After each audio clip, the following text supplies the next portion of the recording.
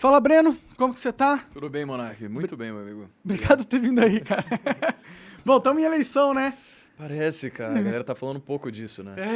Infelizmente só querem saber disso. É porque é importante, né? Meio que...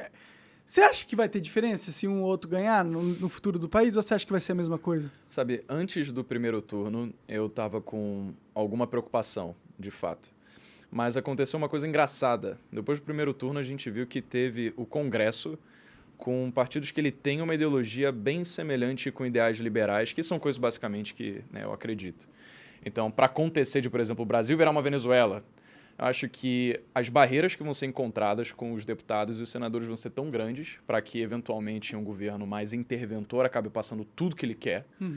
Vai ser bem mais difícil, sabe? Então, por isso que, eu não sei se você reparou, mas a Bolsa de Valores logo depois do primeiro turno subiu tipo 6%.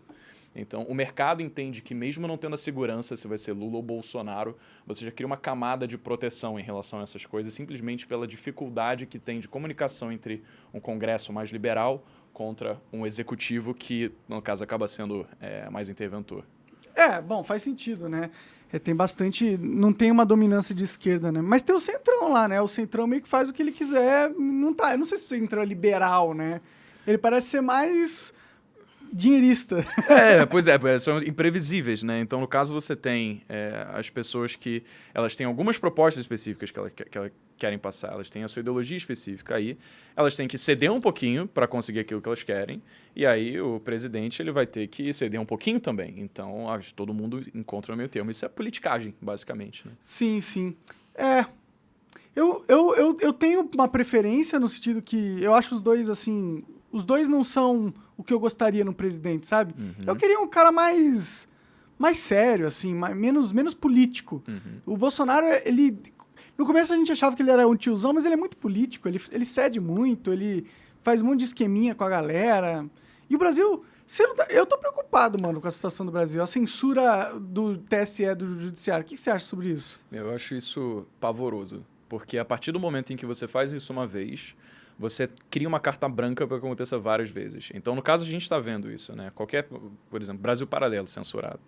E aí você conta vários veículos de mídia sendo censurados. Você faz uma postagem censurada. Até onde vai parar, sabe? Qual que é o limite? Então, acho que a gente começa a ver algumas medidas que vão sendo feitas agora que elas remetem a um caminho que a gente já perseguiu antes, entende? Porque se a gente tem um princípio básico, que é da liberdade, e você tem a sua liberdade de expressão, de se expor da forma como você acredita, então esse princípio, teoricamente, ele deveria ser inviolável. Então, no caso, se você vai censurar qualquer coisa que seja, independentemente do que é que você esteja falando, você está violando esse princípio. Então, não é isso que a gente está acontecendo, sabe? Por isso que eu acho que é perigoso, porque as pessoas acabam criando um discurso para mascarar o que de fato está acontecendo, que é a censura. Por exemplo, não, censurar fake news pode. Tá, beleza. Eu entendo que fake news são coisas imorais até. Então, essa é mentira. Por que você vai propagar uma mentira? Não deveria ser certo. Tudo bem. Só que a partir do momento em que você está censurando uma pessoa que fala alguma coisa, às vezes para ela aquela mentira é uma verdade, por falta de entendimento, ou às vezes até porque na cabeça dela funciona aquela narrativa. Você censurar isso, você está indo contra o princípio de liberdade. O que significa que você precisa escolher, sabe? Se você quer uma sociedade que ela pode ser censurada e você não sabe onde vai acabar o limite, por fake news não serem coisas que você quer que sejam veiculadas por aí, ou se você quer uma sociedade que o próprio mercado vai extirpar pessoas que acabam fazendo fake news. Então você pega, por exemplo, um veículo de notícia, fala um aleatório aí, só pra gente não tirar a vez. Beleza, Globo. Vamos dizer que a Globo ela começa a falar um monte de mentira para tornar um candidato favorável aos olhos das pessoas, né? Se a população no geral, que hoje é detentora de mídias sociais, por exemplo, a gente tem contato com gente que é muito qualificada, que é instruída na ponta dos nossos dedos, pessoas que a gente acredita, influenciadores, economistas, políticos até. Todo mundo, né? Então, literalmente. Se essa informação é tão fácil, é muito fácil de você validar se uma informação que a Globo falou é fácil ou não. O que significa que o próprio livre mercado ele vai acabar expulsando players que acabem tendo essa fama de que eles passam fake news. Sim, só que no curto prazo... Né? Fica marcado, eventualmente, né?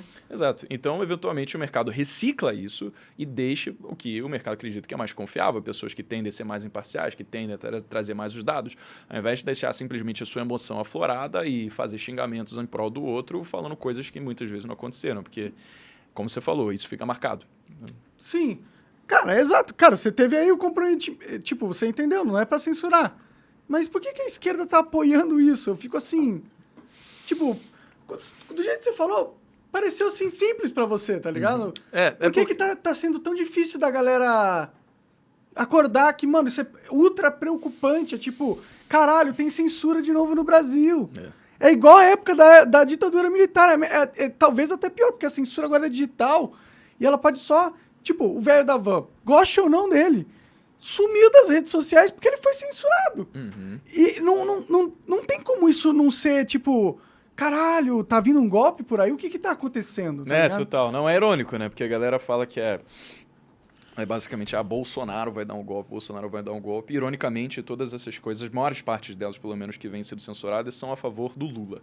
Até. O que são medidas que têm um flerte, justamente, com o governo, que ele acaba sendo mais tirânico. O que não quer dizer que, obviamente, se o Lula for eleito, não vai ser... Porque eu acho que isso é outros 500, mas... Bom, eu tenho minhas dúvidas, viu? Eu acho que você falou, putz, a esquerda, ela acaba sendo aquela que mais tolera isso. Eu acho que tem várias coisas aqui. Primeiro porque... se a gente caracterizar esquerdas no viés econômico como simplesmente pessoas que querem um governo que é mais interventor, ou seja, elas acreditam que um Estado de planejamento central, que vai estatizar empresas, que ele vai criar vários auxílios, que ele vai ser o responsável pela benevolência e saúde da sociedade. Então, esse Estado, de fato, ele tem que ter muito poder. Ou seja, para as pessoas que flertam com esse tipo de ideologia, tudo bem você dar o poder de censura para o Estado. Afinal, você já tem na sua cabeça instaurada a ideologia de que o Estado ele tem que ter poder para fazer o que ele quiser. E é bom por essência, né? Vai sempre fazer a coisa certa com o poder, né? Sempre fazer a coisa certa. É uma ingenuidade, assim, que... Eu não sei, tipo, eu já fui de esquerda, tá ligado? Eu era um cara bem esquerdista. Idem. Eu vou imaginar quando você mais ou menos estava ali na faculdade ou saindo da escola. Bom, provavelmente. Eu não sou tão inteligente, então eu não fiz faculdade. Entendi. Mas sim, nessa época de faculdade... Você chegou a entrar em uma, pelo menos, não? Eu entrei numa de games, mas preferi focar no YouTube. Eu entrei também em 3, acabei largando todas ao longo do caminho.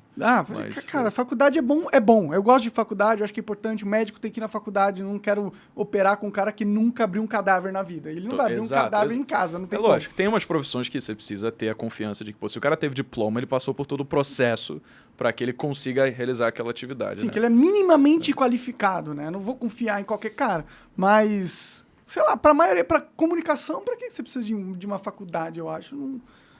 Só se você quiser ser um teórico da comunicação, tá ligado? Depende do que você quer. Por exemplo, se o que você quer é ganhar dinheiro, então faculdade é uma variável não obrigatória. Sim. Ela vai te dar muita coisa. Você pode, por exemplo, chegar lá e conhecer pessoas que eventualmente no teu futuro possam vir a formar negócio com você, possam vir trabalhar contigo. Bom, questão de network é bom. E até iniciativas de extensão, tipo empresa júnior, sabe? Tipo Baja, que são coisas que... dão uma experiência de mundo real dentro da faculdade. Mas se você espera que vai chegar lá para ficar estudando termodinâmica ou ciclo de Krebs durante 5 anos e você vai sair ganhando muito dinheiro, assim, não é muito essa a verdade. Sim. Sabe? Dinheiro é a consequência do valor que você agrega para a sociedade e do quão bem você faz a vida de outras pessoas melhorarem. Sim, ou piorarem, no meu caso. Tô zoando. Mas a gente tava falando de uma parada importante, da censura, né? Censura. Eu não lembro que parte, que eu tinha um ponto pra falar, mas esqueci. Cara, perdi teu ponto. Desculpa. Eu nem falei ele, porque eu tô chapado, e aí eu não tô pensando direito. Mas, tipo, pra mim é preocupante a censura, né? E pra mim é preocupante que uma grande parcela da sociedade apoie isso. E eu fui até ler a Constituição, cara, pra ver o que fala sobre liberdade de expressão ou não. E eu li com cuidado. Não tem nada que diga que o Estado pode retirar conteúdo. Inclusive, tem uma parte do artigo lá que expressamente proíbe o Estado retirar qualquer tipo de opinião. Entendi. Então, o Estado não poderia... Inclusive, eu acho que, pela nossa Constituição, nem as Big Tech poderiam estar retirando conteúdo do jeito que eles estão, entendeu? Mas aí é uma outra discussão, é mais complexa. O que você acha aí, em relação aos Big Techs, eu acho que assim, é outra coisa, porque você está falando de iniciativa privada, né? Então, se você produz conteúdo por meio de uma plataforma que não é sua, você está usando de uma empresa, por exemplo, Então, teoricamente, essa empresa tem direito de fazer o que ela quiser, porque é dela, não é sua. Se você acha que o seu perfil das redes sociais é seu, você está enganado, não é seu. Bom, tecnicamente sim, né? Ele está emprestado. Então, no caso, se você fere, por exemplo, as diretrizes de bom uso da plataforma, então, né, espera-se que, pela lei da propriedade privada, a empresa que tem aquela plataforma, ela pode fazer o que bem quiser, porque aquilo é dela, né? Ela tem direito sobre aquilo. Mas será que não tem um limite nesse o que bem quiser? Porque, por exemplo, você vai comer no restaurante, o cara que é dono do restaurante não pode fazer o que quiser com você. Sim, lógico, né? não, sem dúvida. Então, eu acho que tem alguns certos limites que as Big Techs teriam que ter. Mas é contrato, né? Isso que é a diferença em relação ao governo e uma empresa. Quando você começa a usar lá um Instagram, tem um contrato, que é a lei de uso, que ninguém lê. Então, espera-se que, se houve alguma publicação que foi removida, e isso não foi de ordem do governo, tá? Isso foi único e exclusivamente de feitoria daquela empresa. Sim. Então, provavelmente você chegou a ferir alguma das diretrizes que você mesmo concordou quando você começou a usar a plataforma. Porque se do nada as políticas de uso da plataforma mudam, então você tem que concordar com elas de novo, né? Enquanto o governo, por outro lado, ele não tem contrato.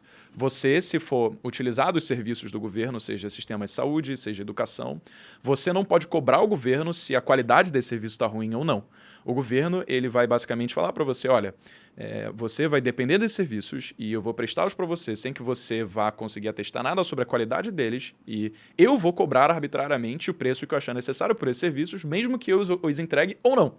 Então, não existe o contrato, é um vácuo jurídico muito grande ali, o que faz com que justamente a gente fique sujeito a não poder fazer nada se a gente está insatisfeito com políticas públicas, o que faz com que às vezes você tenha o seu plano de saúde e não dependa do SUS, o que você pague escola privada para seus filhos e não dependa da educação pública.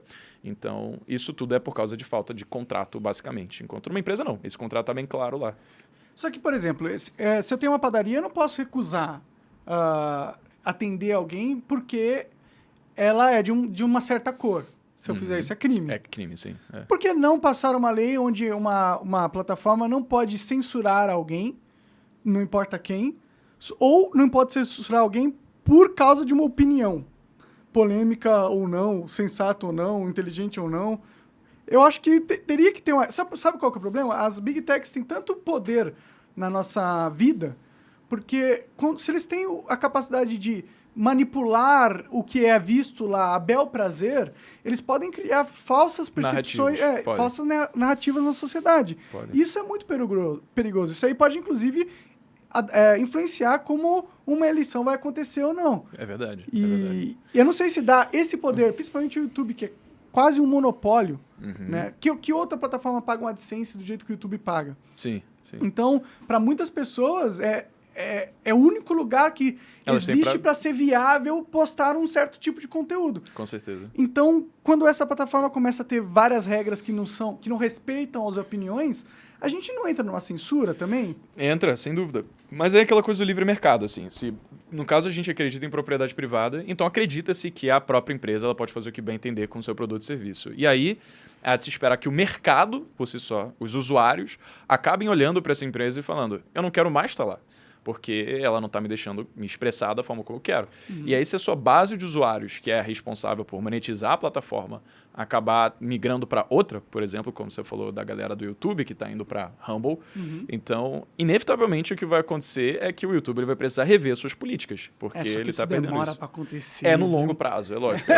É a mesma coisa da censura, sabe? Tipo, pode ser que agora, por causa de períodos de eleições, a própria população esteja tolerando censura, porque vai favorecer um dos candidatos. Sim. Só que é aquela coisa, até onde você vai permitir com que isso aconteça? É muito perigoso, porque se isso continuar acontecendo no longo prazo, pode ser que não tenha nenhuma barreira para impedir esse tipo de coisa. Eu não sei se já tem, né? Porque quando o ministro do STF passa por cima da Constituição, faz algo que é inconstitucional, com quem você vai reclamar? Quem que você vai processar? Quem que vai julgar o juiz supremo? Ninguém julga o cara.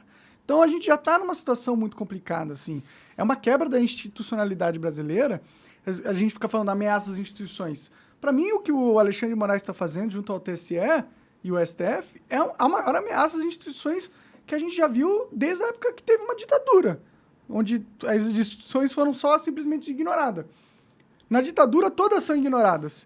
E mesmo assim, na última ditadura, não foi bem assim. O Congresso ainda tinha um papel, o Judiciário ainda tinha um papel.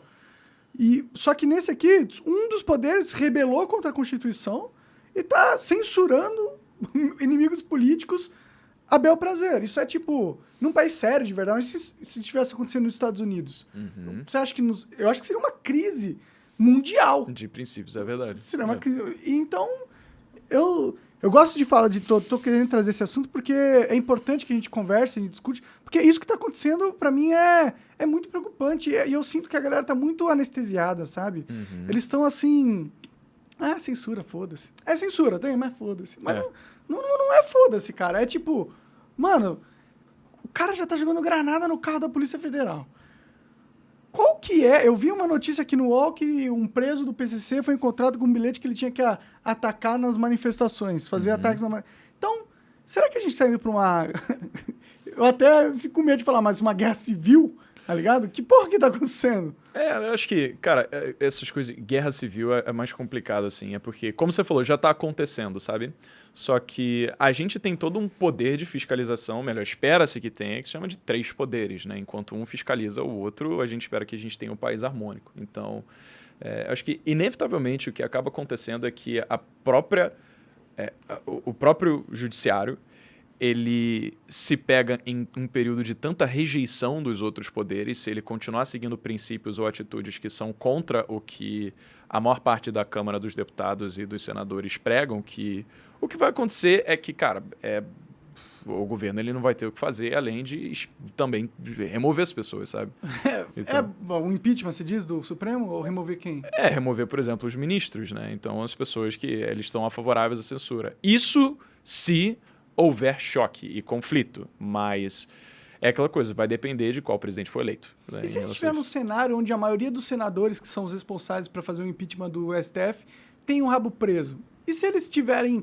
E se o STF tiver a carta de todo mundo marcada porque já fez coisa errada no passado ou sabe de coisa errada, e para ele prender essa pessoa ou começar uma investigação, é só um pulo do gato, e isso aí totalmente cria uma imunidade ao STF, porque quem que você vai querer... Você não vai querer comprar briga com um cara que pode simplesmente destruir sua vida. Não é algo que é inteligente. E se for esse o cenário, o que acontece a longo prazo, assim, na sua opinião? Você acha que a gente vai para onde? Para onde vai o Brasil, assim? Você acha que o STF vai pegar e falar, cansei de abusar do poder, vou parar que estava errado mesmo, tive uma crise de consciência aqui e, porra, não, agora vamos fazer certinho, vamos respeitar a Constituição certinho. Você acha que é isso que vai acontecer? Ou o quê? Cara, eu acho que assim, é importante olhar para os dados, sabe? Eu estava vendo uma pesquisa de um site chamado Our World in Data. Então, é um .org norte-americano, tá? E aí você consegue analisar países que têm diferentes realidades econômicas, diferentes tipos de governo, só que existe uma constante na maior parte deles, né? Se você pega a média do mundo, é exatamente isso que acontece. Eu vou te falar. Que é o PIB global, ele não para de crescer em proporções astronômicas. É uma curva logarítmica para cima. Você vê basicamente do século XIX até aqui, parece uma reta, um tiro. Por quê? Existiram algumas coisas que aconteceram a partir do século XVI, principalmente, que foram relacionadas a algumas coisas. Vou te contar uma história. Vamos dizer que você Monark quer abrir uma empresa, tá bom? Então você vai abrir uma padaria. E aí Monark, ao abrir uma padaria, ele acaba precisando de crédito, porque vamos dizer que Monark não tem tanto dinheiro na conta assim. E aí você vai no banco. E aí o banco ele vai te conceder esse dinheiro que você quer para abrir a sua padaria. Só que o que você não sabe é que esse banco acabou de ser iniciado, o banco acabou de começar, e teve uma outra pessoa que acabou de capitalizar esse banco, um empreiteiro, por sinal. Vamos dizer que o nome dele é Roberto. O Roberto ele colocou R$1 milhão ali nesse banco, e o banco agora tem R$1 milhão para fazer o que quiser com ele. E aí quando você vai ver o orçamento da sua padaria, você fala, nossa, vai dar R$1 milhão. Você pede R$1 milhão emprestado para o banco olha para o Monark e fala, eu acho que você vai fazer uma boa padaria, te paga R$1 milhão. E aí você usa esse dinheiro, você faz a sua padaria com um empreiteiro que, para começar, era o mesmo empreiteiro que tinha colocado aquele R$1 milhão no banco. Então, olha que doideira.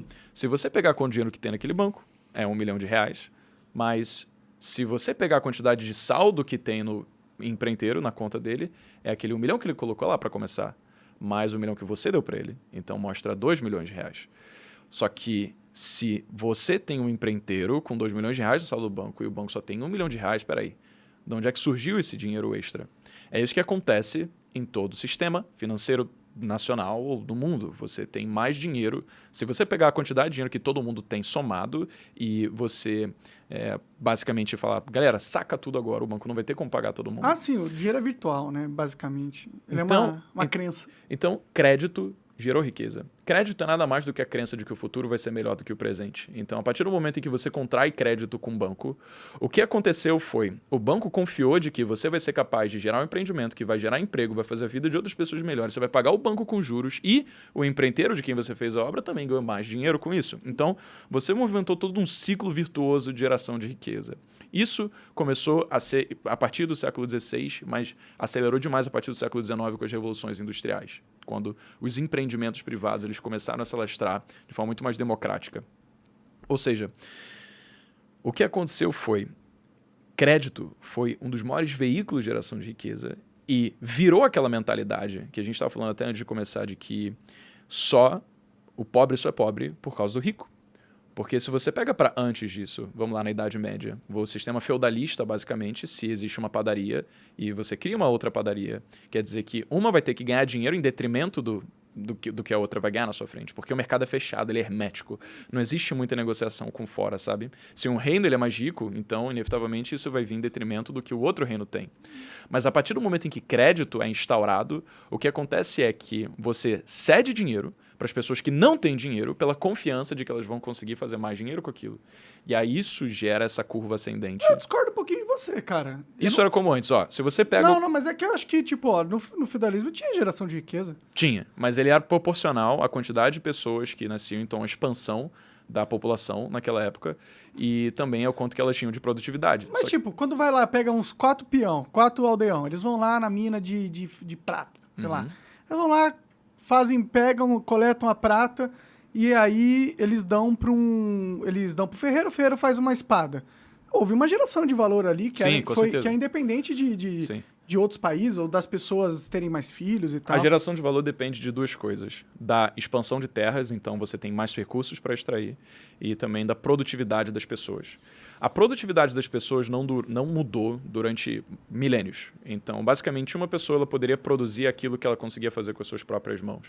Isso até chegarem às revoluções agrícolas, revoluções verdes, então revoluções industriais, que justamente aumentaram a capacidade de um único ser humano produzir.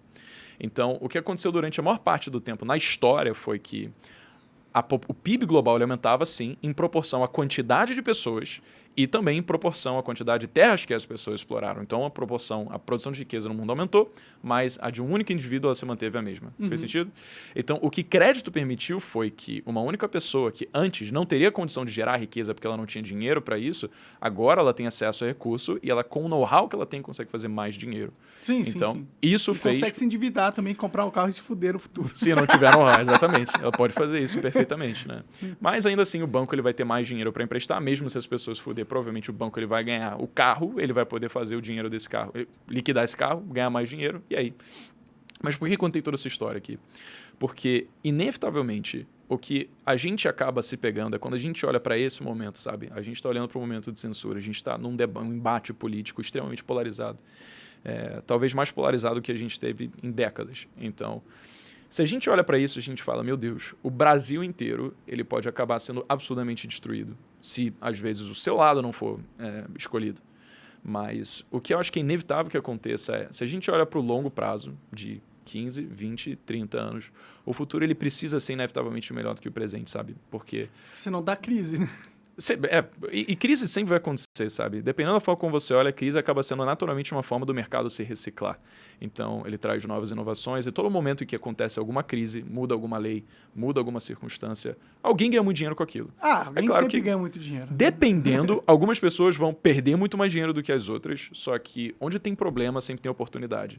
O que significa que, às vezes, um governo que ele acaba sendo muito interventor, ele vai gerar a necessidade de mercados paralelos ilegais, o que vai justamente fazer com que o inconformismo da sociedade em precisar viver na ilegalidade acabe eventualmente depondo esse próprio governo para que a população volte a ter mais liberdade. Foi exatamente o que aconteceu em 1985 com o fim da ditadura militar. Então, a aversão popular com a década de 80, que aconteceu quando... A década de 80 foi considerada como uma década perdida. Por quê? porque a gente vivia num período de hiperinflação, em que o governo ele tinha financiado obras faraônicas que não geravam riqueza de volta para a sociedade, e ele tinha basicamente essas medidas, onde ele contraía cada vez mais dívida para financiar tudo isso, só que dívida estrangeira, em dólar. E o que aconteceu a desvalorização das nossas moedas nacionais fez o quê? Com que a dívida em dólar crescesse cada vez mais, a população foi se vendo cada vez perder poder de compra e o dinheiro perdendo mais seu poder. Então, isso gerou um inconformismo social que fez com que, inevitavelmente, a ditadura militar precisasse cair. Se a ditadura militar fosse um governo excelente, que todo mundo tivesse dinheiro, todo mundo tivesse feliz, ela estaria aqui até hoje.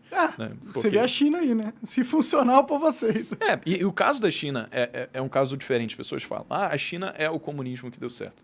Só que a China não é um comunismo. A China é um regime que é totalitário, basicamente. Bom, você tem o poder centralizado no Estado, e o Estado ele pode fazer tudo o que você quiser. E agora parece que está centralizado no Xi Jinping, né? Exatamente, na imagem dele. Só que você tem as zonas econômicas especiais, que são zonas que o próprio Estado ele subsidia, ele abre o mercado para que elas possam ser negociadas em livre mercado. Isso não é comunismo. O comunismo, muitas pessoas não sabem disso, acabam confundindo socialismo com comunismo, com anarquia. Basicamente, socialismo é quando você tem um Estado que ele é detentor dos meios de produção. Então, Marx chegava e falava, os proletários eles vão se revoltar, pegar em armas e depor os detentores dos meios de produção, os empresários. E aí, os empresários, eles basicamente iam deixar de existir. Quem ia tomar conta dos meios de produção seriam essas pessoas, os proletários, que iriam formar, né, com o Estado. Eles iam dizer o que ia ser produzido, se ia ser quantos sapatos ia produzido e tal. É que eu conversei com um socialista, na verdade, o comunista, ele disse que ele é totalmente a favor do mercado. Olha só. Eu acho que tem umas vertentes do comunismo aí que estão mudando. Eles vão ser uma fractais, né, cara? Eles estão se adaptando à modernidade, né? Porque eu acho que já não dá mais pra você discutir que é preciso o mercado, assim, sabe? Cara, mas o socialismo clássico, ou seja, o ideal marxista é isso. E aí o socialismo, ele seria o caminho para chegar no real ideal marxista, que é o comunismo, que é basicamente um lugar onde não existe Estado, onde tudo é de todos. Então, na cabeça de Marx, se tudo é de todos, então todos são ricos, né? Inclusive, esse foi um ideal de Platão, lá de milênios atrás, né? Talvez 400 anos antes de Cristo. E Platão teve um discípulo chamado de Aristóteles. O Aristóteles ele dizia que, Platão, se tudo é de todos, não é que todos vão ser ricos. Quer dizer que algumas pessoas elas vão inevitavelmente ficar inconformadas por estarem produzindo mais do que as outras e elas vão ter só acesso àquilo que as outras têm. Porque se elas produzem muito, então existe um incentivo muito grande do ser humano, ele usufrui muito desses recursos. Mas tem pessoas que produzem muito e outras que produzem pouco, a média sempre vai ser nivelada para baixo. Porque muitas pessoas vão querer consumir muito, mas não é todo mundo que produz muito. Então, acaba que Aristóteles falou, se tudo é de todos, então nada é de ninguém. Você tem uma repartição de pobrezas, porque inevitavelmente diferentes pessoas vão ter diferentes tipos de níveis de produtividade. E isso foi exatamente o que, se a gente levar para o marxismo, foi onde Marx errou. Se você pega, por exemplo, um regime de... Vamos dizer que você vai implementar um regime socialista na escola, você vai fazer uma prova. O monarca estuda pra caralho, velho, você tira um 9, só que o teu amiguinho tirou um 5. E aí teve outro amiguinho que tirou um 3. E aí o regime socialista na escola funciona assim. Todo mundo vai pegar essa nota e vai dividir entre a quantidade de alunos. Então, a média geral da turma vai ser repartida em que está ali. Uhum. Na verdade, a tua nota ficou em 6, né? Nesse primeiro momento. Aí você vai olhar para aquilo e falar, eu tenho que estudar ainda mais para conseguir compensar a falta de estudo dos meus amiguinhos. Você pode pensar do lado positivo. Falar, olha lá, fiz o cara passar, sou foda. Você pode ter isso também. E no primeiro momento isso vai acontecer. Você pode falar, caralho, eu ajudei essa galera, mas eu tenho que ajudar ainda mais, porque senão eu vou ficar com 6 no meu boletim. Eu sei que eu não sou aluno 6. E aí passa para o segundo exame. Aí o segundo exame, o que aconteceu? Você quis estudar mais para conseguir tirar melhores notas. Vamos dizer que você tirou. Mas a galera que não estudava, ela ficou muito confortável. Falou, nossa, eu não estudei. Falou, não, e eu Breno consegui. Ele tá estudando. Eu que estou estudando, no caso. Se eu estou estudando pra caralho, vamos lá, vou deixar o Monark fazer tudo aqui. Eu sei que ele vai dar uma nota boa. Vamos esforçar um pouquinho menos, deixa ele se esforçar. Exato, ele vai te compensar, então não vou estudar. E aí, ao não estudar, ele acaba tirando uma nota pior ainda. E o resultado final nesse segundo exame, você estudou mais, a sua nota foi até melhor, mas a média geral da turma caiu ainda mais. É questão de tempo até você começar a ficar frustrado, porque você vai ver que o seu esforço, ele não está se referindo naquilo que você está colhendo, ele não está se refletindo naquilo que você colhe. Sim. Então, eventualmente, você vai jogar pro alto e falar, cara, quer saber, por que eu jogar, vou estudar? Se tudo que eu faço não compensa, só vai diminuindo. Pode crer. Então, é isso que acontece em um modelo socialista. Se você tem um Estado que ele vai repartir igualmente os recursos que a sociedade produz, ou então se você tem um regime comunista, sei lá, onde nem existe Estado, e todo mundo pode usufruir do que todo mundo produz.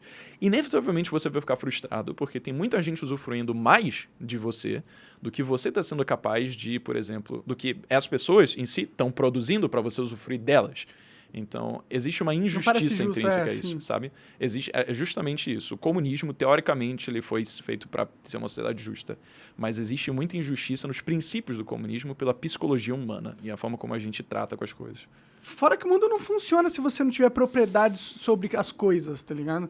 Não tem como que o Elon Musk ia criar a Tesla se nada fosse dele. Ele ia estar montando o carro ali, na metade do cara falou, sai daí, agora é minha vez. Falou, não, mas eu não terminei o carro. Não, mas é tudo de todo mundo. Mas peraí, eu preciso disso pra fazer... Cara, é tudo de todo mundo. Vai embora, agora não é mais sua vez. Exato. E a gente não quer ter nada, porque a gente precisa de pessoas com propriedade pra poder fazer o que quiser com essa propriedade e assim criar novas tecnologias e produtividade e o caralho. Né? Que é um exemplo claro disso, de como você violar a propriedade privada é a perdição do país. Você pega a Argentina.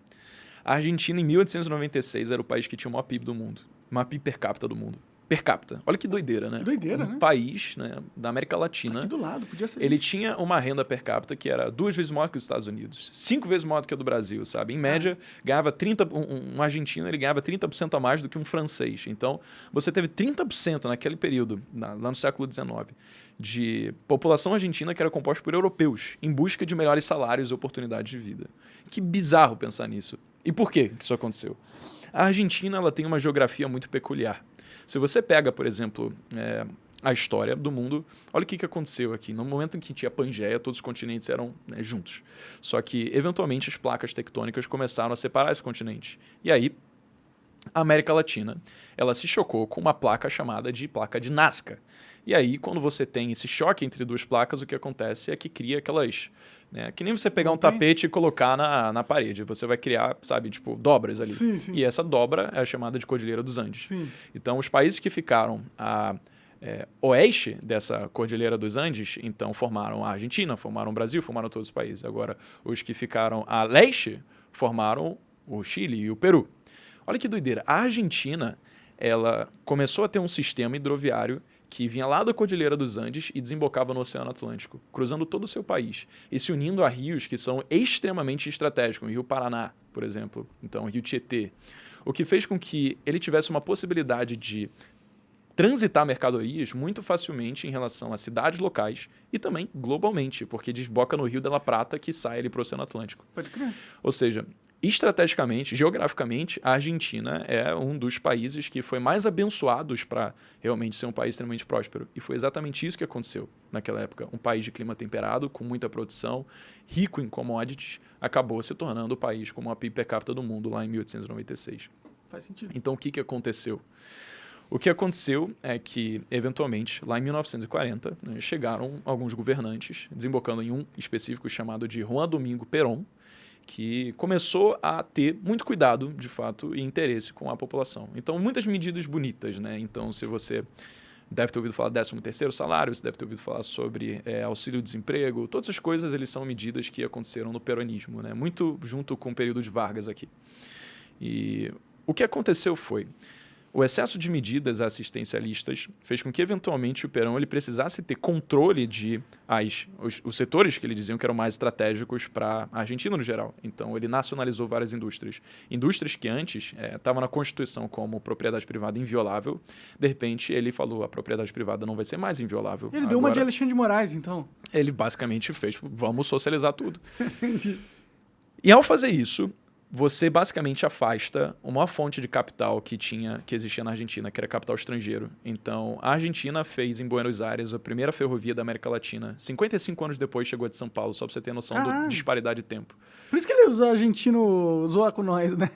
Porque eles foram muito superiores durante muito tempo, de fato, sabe, em relação ao Brasil.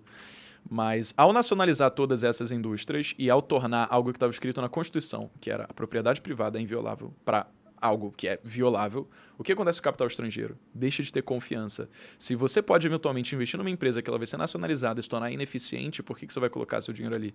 Então o capital estrangeiro começou a sair do Brasil.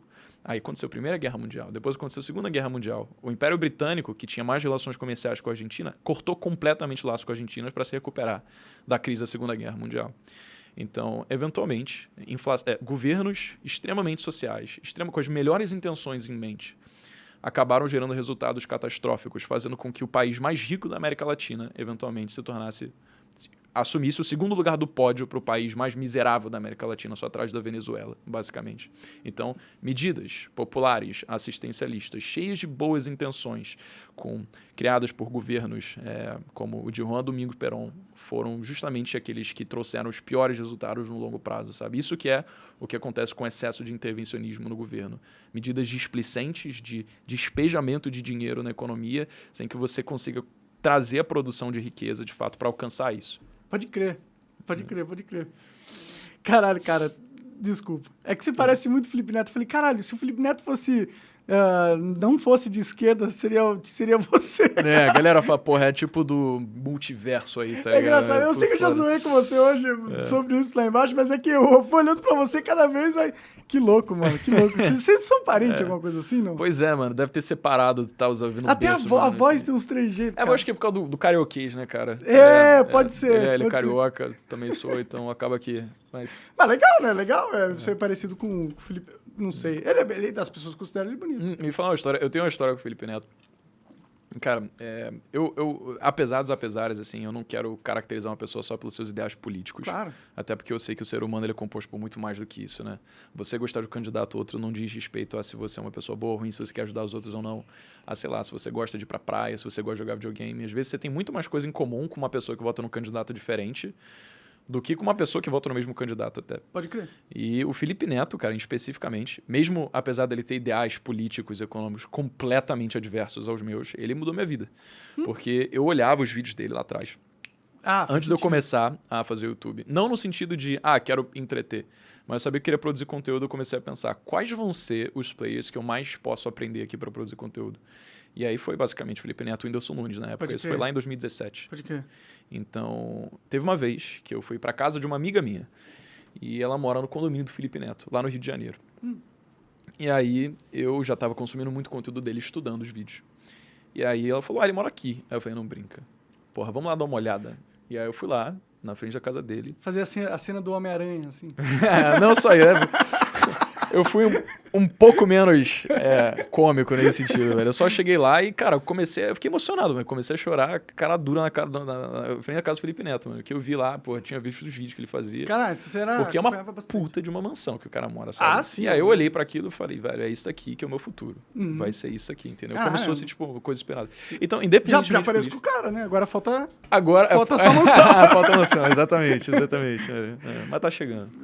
Sim, você tá indo bem pra caralho, né? E você tá com o primo rico, né? Quando os caras se metem com esse cara, normalmente eles ficam ricos. Total, então. Ele entrou nas Jovens, foi lá em 2020, cara. Ele veio com essa ideia de comprar 20% do canal. Pode crer. Da hora, ele tem esse, ele tá com o dedinho em tudo, né? Posso pedir pra diminuir um pouquinho o ar, cara? Claro, Tá vendo o ventinho aqui? Se quiser desligar, desliga aí, tá? Não tá tão... Acho que vale desligar só um pouquinho aqui, que eu me recupero. Você é magrinho, né? Então... então, pois é, cara. Tecido adiposo tá em falta. É só se tornar um gordinho ter tudo igual eu, que você... É que tá bem na sua cara também o negócio. Tranquilo. Pronto. Aí tá lindo. Não... Tranquilo, agora tranquilo. Já parou de bater aqui, de boaça. Beleza. De boaça. O Felipe Neto é com certeza um cara que fez parte da história da internet, né, tal.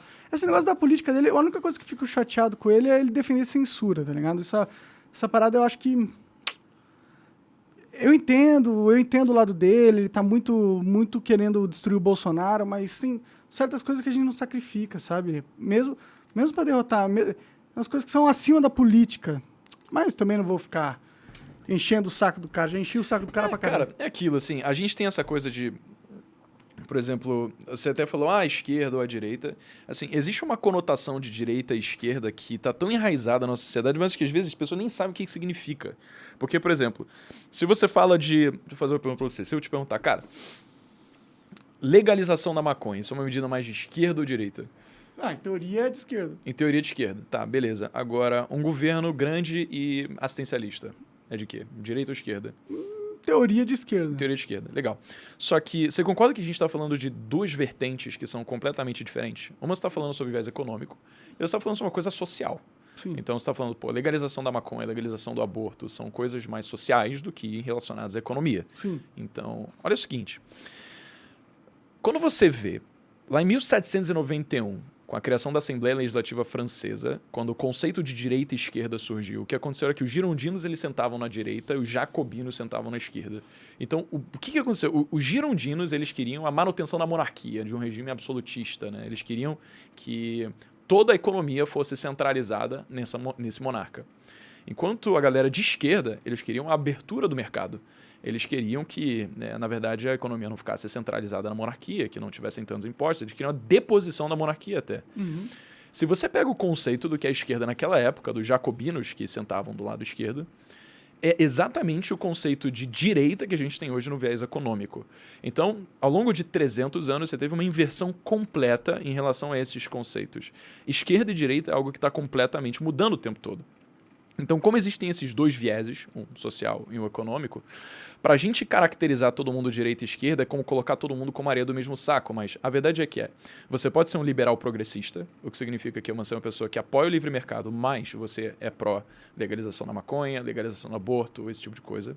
Ou você pode ser um liberal conservador, que você quer os antigos costumes, você quer controlar basicamente o que seus filhos aprendem na escola, você não é a favor de liberalização de drogas e liberalização de aborto, por exemplo. Ou você pode ser um interventor, que é progressista, ou seja, uma pessoa que apoia o grande Estado, assim como uma pessoa que apoia medidas sociais mais abertas, como essas. Ou então, um interventor conservador. Então, uma pessoa, por exemplo, que é mais aos moldes de um governo grande, que cuida da sociedade, mas que também preza os antigos costumes, saca? Então, você vê, na verdade, 4 coisas que podem acontecer. Liberal conservador, liberal progressista, interventor conservador, interventor progressista. Ou seja, não é muito direita e esquerda até, mas tem que dizer, sabe, do que a gente está falando de fato. Assim, de verdade, as pessoas são... Cada pessoa é única, né, meu? Uhum. Cada um tem a sua própria visão de mundo, assim. Eu mesmo, eu não me considero de esquerda nem de direita, porque... Coisas que eu sou a favor de legalização das drogas, mas eu não sou a favor do Estado papai de todo mundo também. Total. Então, seria liberal progressista, então, nesse sentido. Pode ser. É que, tipo, por exemplo, eu não sou tão...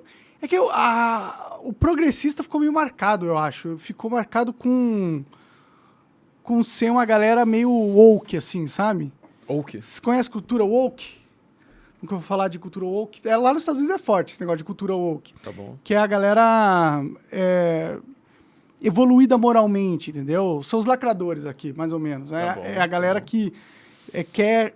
Porque tem muita gente que... Tipo, eu sou o vive e deixe viver, entendeu? Você não é enchendo o meu saco, você faz o que você quiser da vida, você se chama de como você quiser, se veste de como você quiser, fala as opiniões que você quiser, faz o que você quiser...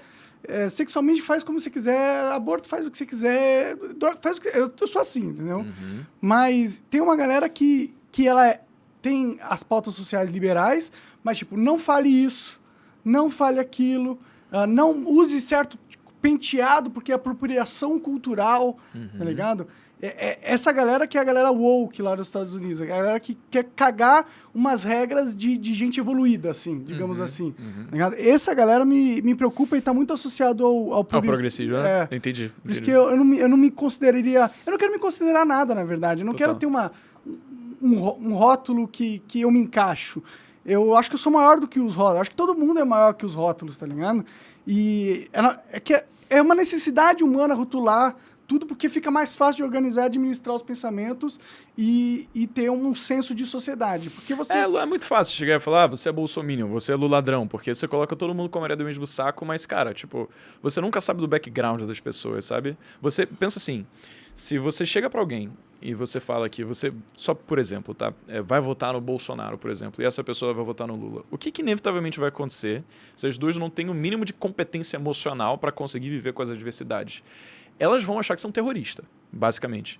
E assim como você acharia que a pessoa que vota no Lula é uma pessoa que é a favor da corrupção. por exemplo. Só que você deixa de considerar todo o passado que as pessoas teve, sabe? O ser humano é muito mais complexo e grande do que essas coisas. Até porque você nunca sabe qual nível de importância que alguém dá para alguma medida. Então, por exemplo, se você é uma pessoa que se preocupa com a imagem que o presidente vai passar em relação ao resto do mundo, de ser uma pessoa educada, de ser uma pessoa que controla a sua fala, de ser uma pessoa que, sabe, tipo, não fica cometendo gafe, de uma pessoa que é a favor... É bonitinho, parece bonitinho, é agradável Se você dá muito valor para isso, ouvidos. você provavelmente vai escolher quem?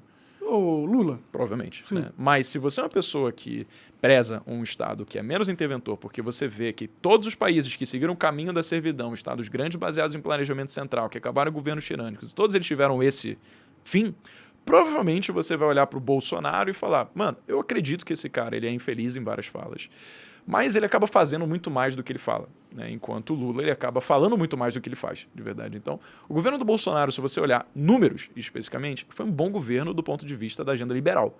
Então, foi um governo que diminuiu o tamanho do Estado, teve um corte de mais de 40 mil cargos públicos que eram absolutamente ineficientes, reduziu o número de ministérios, reduziu impostos, acabou privatizando mais de um terço das estatais, que antes estavam dando prejuízo, as estatais sobraram e começaram a dar lucro. Foi tudo isso? Foi mais de um terço. Caralho, não sabia desse número. E fora os imóveis da União que foram vendidos também. Foram então, bastantes? Foram centenas de imóveis, cara. Ah, então, cara, interessante. Inclusive, tem um vídeo lá que a gente fez, eu falo, não vou saber de cabeça especificamente, mas eu peguei todos esses dados no vídeo do que eu fiz do Bolsonaro e do Lula também, caso queira comparar. Mas aqui não é puxar a sardinha para nenhum dos lados, até porque eu não me sinto nem particularmente representado pela forma como o Bolsonaro fala, por exemplo, a forma como ele lidou com o Covid, esse tipo de coisa. Não pago pau para político nenhum. Eu acho que poderiam ter muitas opções infinitamente melhores do que qualquer um dos dois. Mas acontece que Breno dá muito mais importância a questões econômicas que inevitavelmente impactam mais a sociedade do que questões como, por exemplo, legalização de drogas ou legalização de aborto. E por isso eu acabo indo por uma agenda que é mais liberal. Né? Não porque eu acho que o Bolsonaro ele é o exemplo de presidente que a gente deveria ter, longe disso, mas para mim faz mais sentido um presidente que ele é infeliz em suas colocações, ele fala muita besteira, coisa que eu sou completamente contra, mas que ele tem uma agenda liberal e ele segue ela, do que um presidente que tem um histórico provado de ter presidido um dos maiores escândalos de corrupção que o nosso país já viu, só que ele fala bonitinho. Cuidado, hein, quando você fala essas coisas hoje em dia, hein? Cuidado. Vai ser censurado aqui. Agora você tem... Jovem Pan foi literalmente censurado, não pode falar várias coisas lá. Exato. E o Augusto Nunes ele foi dispensado porque falou que o Lula era bandido, ladrão e o caralho. Foi dispensado. Tá acontecendo uns problemas. Eu espero que não dê problemas pra você. Mas se der, então que ninguém vai me dispensar. O Rumble é totalmente a favor da liberdade de expressão.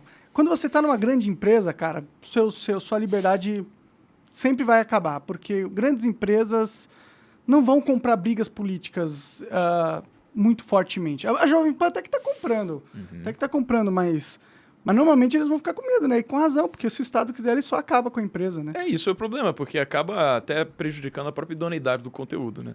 Porque se você tem a personalidade, você tem a forma de passar conteúdo, que ela se sustentou ao longo do tempo, porque ela passou conteúdo daquele jeito, e de repente você tira isso delas, então você arranca a alma do que era aquela iniciativa de verdade, sabe? Imagina você ter que ser super formal quando você fala aos seus convidados agora, você só pode vir de terno, você tem que se dirigir ao seu convidado como senhor ou senhora, você provavelmente vai fazer outra coisa, você não vai achar insuportável fazer o que você faz. Então é basicamente isso que acontece quando você limita as coisas que as pessoas falam, né? Por isso que os nossos princípios eles têm que estar claros. Se o seu princípio cara, eu acredito em liberdade de expressão.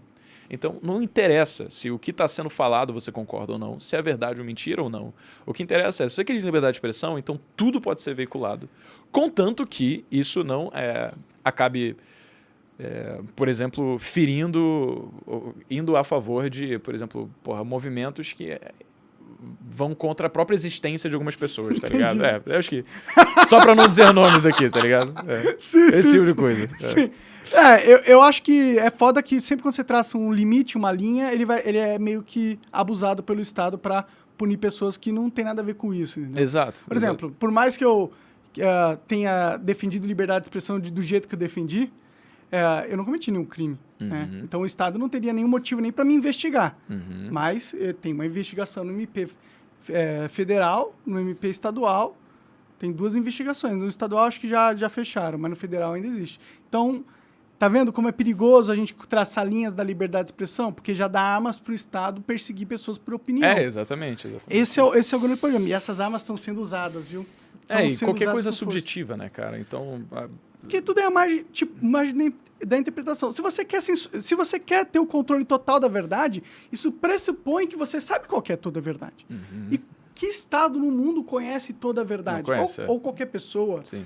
A verdade é simplesmente inalcançável para todos nós. Isso é o mesmo dizer que o Estado ele é detentor de toda a lei da oferta e demanda de um mercado. Quando você pega, por exemplo, a Rússia, a União Soviética, quando estourou o regime socialista, o que você viu? Prateleiras vazias, né? Uma diversidade muito pequena de produtos, porque o que acontecia era, a população dizia, nós precisamos de calçados. E aí, no caso, o Estado, que estava planejando a oferta de calçados, que tudo era do Estado, falava assim, tá bom, como é que a gente consegue produzir calçados que são baratos, calçados que vão suprir a necessidade da sociedade e calçados que vai ter um alto poder de distribuição para a sociedade. E aí, acabava que todas as empresas que vendiam calçados começavam a vender botas, porque era aquilo que o Estado sabia, que achava que a população ia querer. Só que a população não quer botas, a população às vezes quer um chinelo, a população quer um sapato, às vezes a população quer um, Air Jordan, sabe? Porque a própria diversidade gera demanda.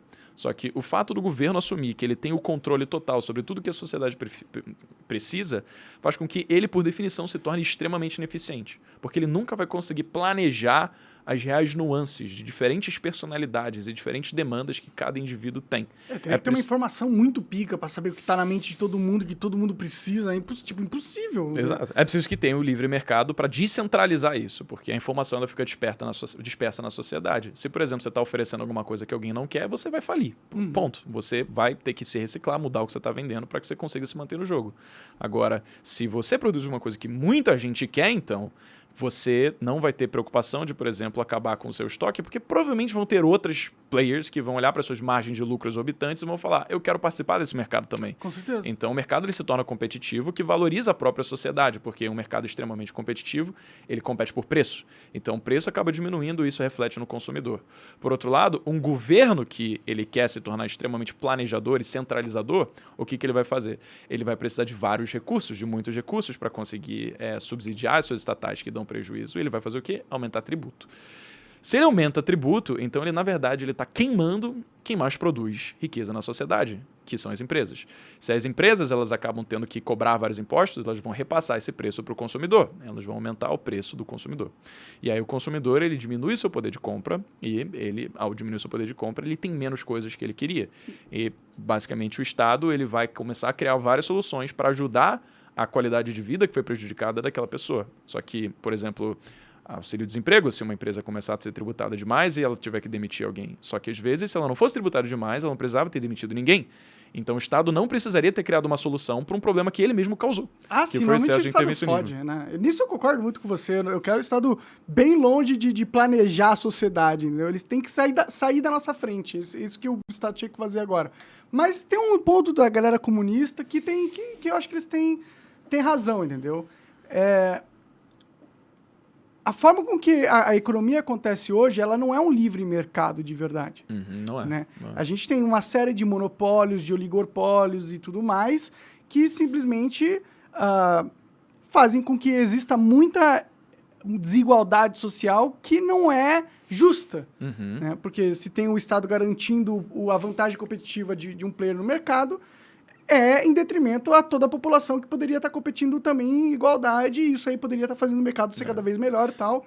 O Estado ele é o maior causador de monopólios que existe. O livre mercado ele tende a criar iniciativas que elas são muito grandes, mas, por exemplo, é absolutamente possível que uma pequena empresa acabe disruptando a realidade de uma grande empresa. Sim. Então, você vê, por exemplo, pega as indústrias da telefonia, né, como uma grande linha de receita que elas tinham lá em 2010, 2012, era SMS. Qual foi a última vez que você mandou um SMS para alguém? Muito tempo. Muito tempo, porque você tem uma coisa chamada de WhatsApp, ou então o Instagram, que você se comunica com as pessoas à sua volta. De graça. De graça. A partir do momento em que você cria uma solução disruptiva, você pode sim acabar com uma indústria, que teoricamente teria um monopólio. E o que acontece é que a gente acaba não vendo isso. Você pega o Bill Gates, quando ele estava na Microsoft, ele tinha a foto pendurada de um cara chamado Henry Ford. Henry Ford foi um titã da indústria automobilística, foi a primeira pessoa a pensar em democratizar o acesso ao automóvel. Então ele começou a criar automóvel em massa. Na linha de produção, né? Na linha de produção. Copiaram o japonês. Veio o Fordismo depois, em homenagem a isso. E aí, o Bill Gates, ele tinha a foto do Henry Ford no seu escritório. E aí você pensa, de inspiração, né? Não. Na verdade, o que aconteceu foi que o Ford, apesar dele ter sido um criador de um monopólio no início, o que ele fez foi atrair pessoas, atrair outros players para participar desse mercado. E aí surgiram outras montadoras. Para falar algumas, você pode falar de Chevrolet, Toyota, você pode falar de Peugeot. Todas essas se tornaram grandes montadoras também. E acabaram ganhando tanta participação que a Ford se tornou só mais uma. Você não tem hoje a Ford como a maior montadora, apesar de ser da primeira. E ela ter tudo para se tornar um monopólio. Mas o mercado, por ser livre na época, acabou gerando tantas outras que queriam participar desse mercado que não foi bem isso que aconteceu. O Bill Gates ele tinha o quadro do Henry Ford no seu escritório porque ele queria olhar todo dia para ele e pensar, pode ter um moleque, agora nesse momento, comendo Doritos, que está enclausurado num quarto escuro, trabalhando 20 horas por dia, que vai criar uma solução que vai quebrar o meu negócio. Porque foi exatamente isso que ele fez, trabalhando 20 horas por dia, quando ele decidiu largar Harvard, por exemplo, e criar os códigos a primeira linha de código para rodar o software do Altair, que foi quando ele começou a descobrir que ele poderia trabalhar em software ao invés de hardware, que era o que todo mundo na época que ele começou na Microsoft estava fazendo. Então, é absolutamente possível que soluções inovadoras acabem disruptando o mercado e mudando tudo. O Nassim Taleb ele tem um termo para isso, chama cisne negro. Cisne negro é um único acontecimento que acontece em algum ponto do tempo e espaço que pode mudar completamente o futuro em todas as formas. É uma única coisa que muda tudo. Então, existem vários cisnes negros que podem acontecer na sociedade, sabe? Telefone celular, internet, né? Agora inteligência artificial, robótica, né? Exato. Não, tô ligado. Essa parada é real. Mas, por exemplo, tem o Snapchat, por exemplo. Começou a ficar famoso pra caralho nos Estados Unidos. O Facebook foi lá e tentou comprar. Os caras não quiseram. Eles falaram, tá bom. E aí pegaram... E criou o próprio. E destruiu o Snapchat no mundo todo. Eles são fortes ainda nos Estados Unidos. Eles têm uma participação maior do que o Instagram ainda nos Estados Unidos, né? Mas poderia acontecer o contrário. Aqui no Brasil, ninguém usa Snapchat, por exemplo. Em muitos lugares do mundo também ninguém usa Snapchat. Então, isso pode acontecer. Mas nada impede, por exemplo, do dinheiro que...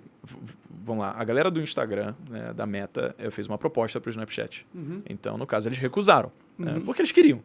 Eles não precisam vender se eles não quiserem. Né? Mas eles... A não ser que o exército americano queira muito que você venda. Aí você tem que vender. Eu não peguei a piada interna aqui.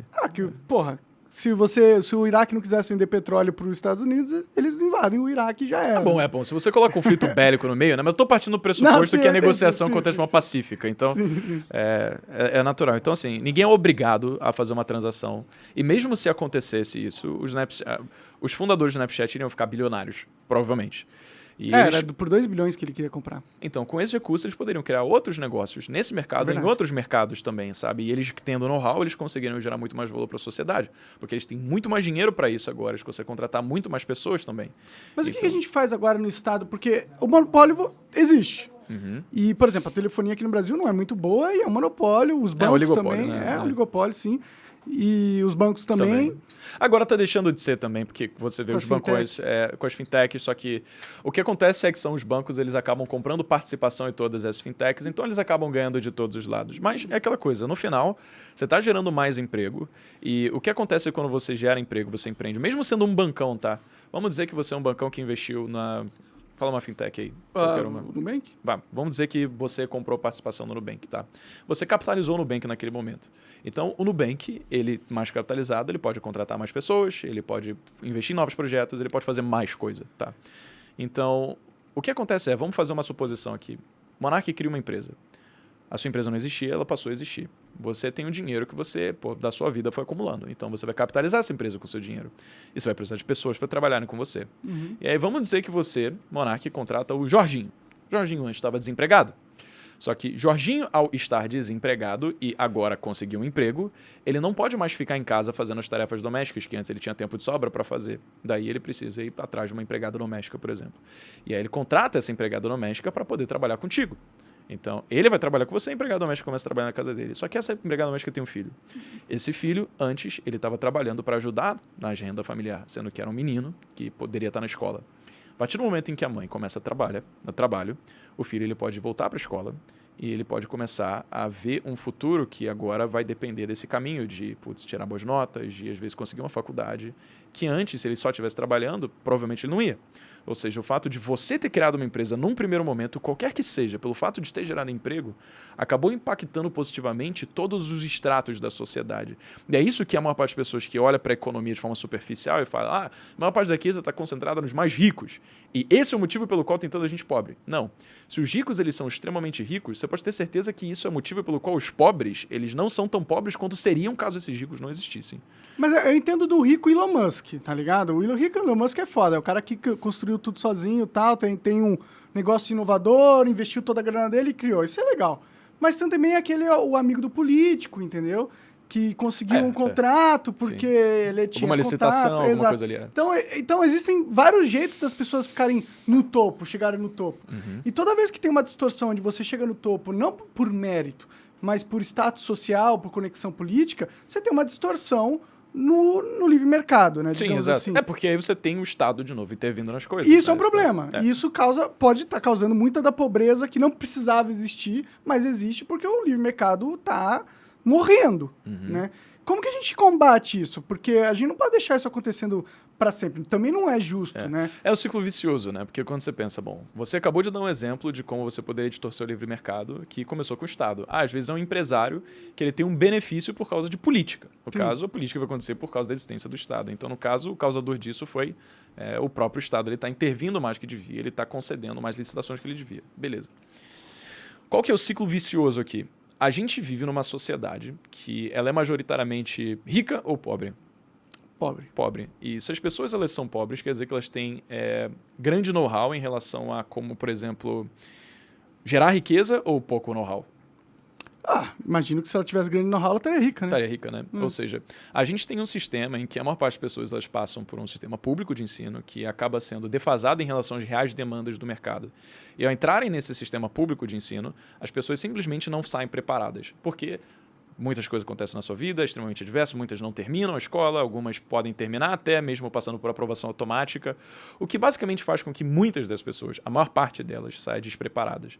E ao saírem despreparadas, elas, sendo a maior parte das pessoas, elas acabam não tendo senso crítico para escolher pessoas por meio de propostas boas para o longo prazo. Elas acabam escolhendo pessoas com propostas boas para o curto prazo, como, por exemplo, quem é que vai aumentar o auxílio, quem é que vai colocar a picanha ou a cervejinha na minha mesa no final de semana que vem. Ao invés de pensar no que vai acontecer na sua vida daqui a 2 anos, se, por exemplo, essas várias medidas existencialistas acontecerem. E aí, a tentação para eleger políticos que sejam extremamente assistencialistas acaba fazendo com que a gente crie esse ciclo de perpetuidade, em que a pobreza vai eleger pessoas que vão criar medidas para manter a pobreza. Não porque querem, mas simplesmente por ignorância. Acaba que a forma como a gente faz, e é óbvio que não tem nenhum outro formato melhor, isso é democracia, todo mundo tem que ter voz, e é óbvio que isso tem que acontecer. Mas não quer dizer que não tenham pontos positivos. Tem a China ali existindo muito bem, né? Assim, a China, se você fala em relação à desigualdade e nível de pobreza, ela tem muito mais gente pobre do que o Brasil. Então, não só por questões numéricas. Eles têm muito mais gente também por isso. E eles teve uma ascensão da população gigantesca nos últimos anos, né? Teve. Encontra-se muita miséria na China ainda. Então, em qualquer lugar no mundo, nos Estados Unidos também, né? Se você for, tem miséria pra caralho. Tem um monte de mendigo lá em Nova York, em Los Angeles, né? Eles têm uma população que acho que é, inclusive, o recorde histórico deles de pessoas morando na rua. Claro. A questão é, eu entendo que o assistencialismo não vai tornar a sociedade mais produtiva. Não é assim que não funciona para aumentar a produtividade da sociedade. Não necessariamente, pode até que seja, porque, bom, você está dando dinheiro para as pessoas, elas têm dinheiro para investir também, pode aumentar a produtividade. Mas não dá para você não combater os monopólios e também não combater as leis estatais que causam distorções que favorecem os mais ricos, porque a gente tem aqui, por exemplo, a gente não paga imposto sobre lucros e dividendos, mas sobre o consumo é 40% em alguns produtos, entendeu? Então é um imposto totalmente injusto que foca a base da pirâmide econômica... Que paga o preço. Que paga o preço quando os ricos têm vantagem no Estado. Entendeu? Então é uma parada assim, tipo, isso não a gente não tá num sistema justo. E aí se você vai lá, pega e tira todo o assistencialismo do Estado, você vai só jogar as pessoas que já não estão no sistema justo, no sistema cada vez mais exatamente. injusto. Vira um darwinismo social, né? Basicamente, vira loucura. Se você tira o auxílio das pessoas que dependem do Estado, ou se você tira os sistemas públicos que hoje são socializados, como é que você garante que o pobre ele vai conseguir ter saúde? Ele não vai ter dinheiro para pagar um plano de saúde. Como é que você garante que ele vai ter educação? Não tem dinheiro para pagar uma particular, sabe? Mas essa é a questão, não é preto no branco, né? Você não pode simplesmente falar, acabou o Estado agora, acabou todos os impostos. Não é bem assim, tem muita gente que depende disso, né? E depende disso, às vezes o Estado ele consegue sim fazer com que pessoas acabem tendo instrução, acabem subindo de vida, com medidas que vão até reduzir as desigualdades.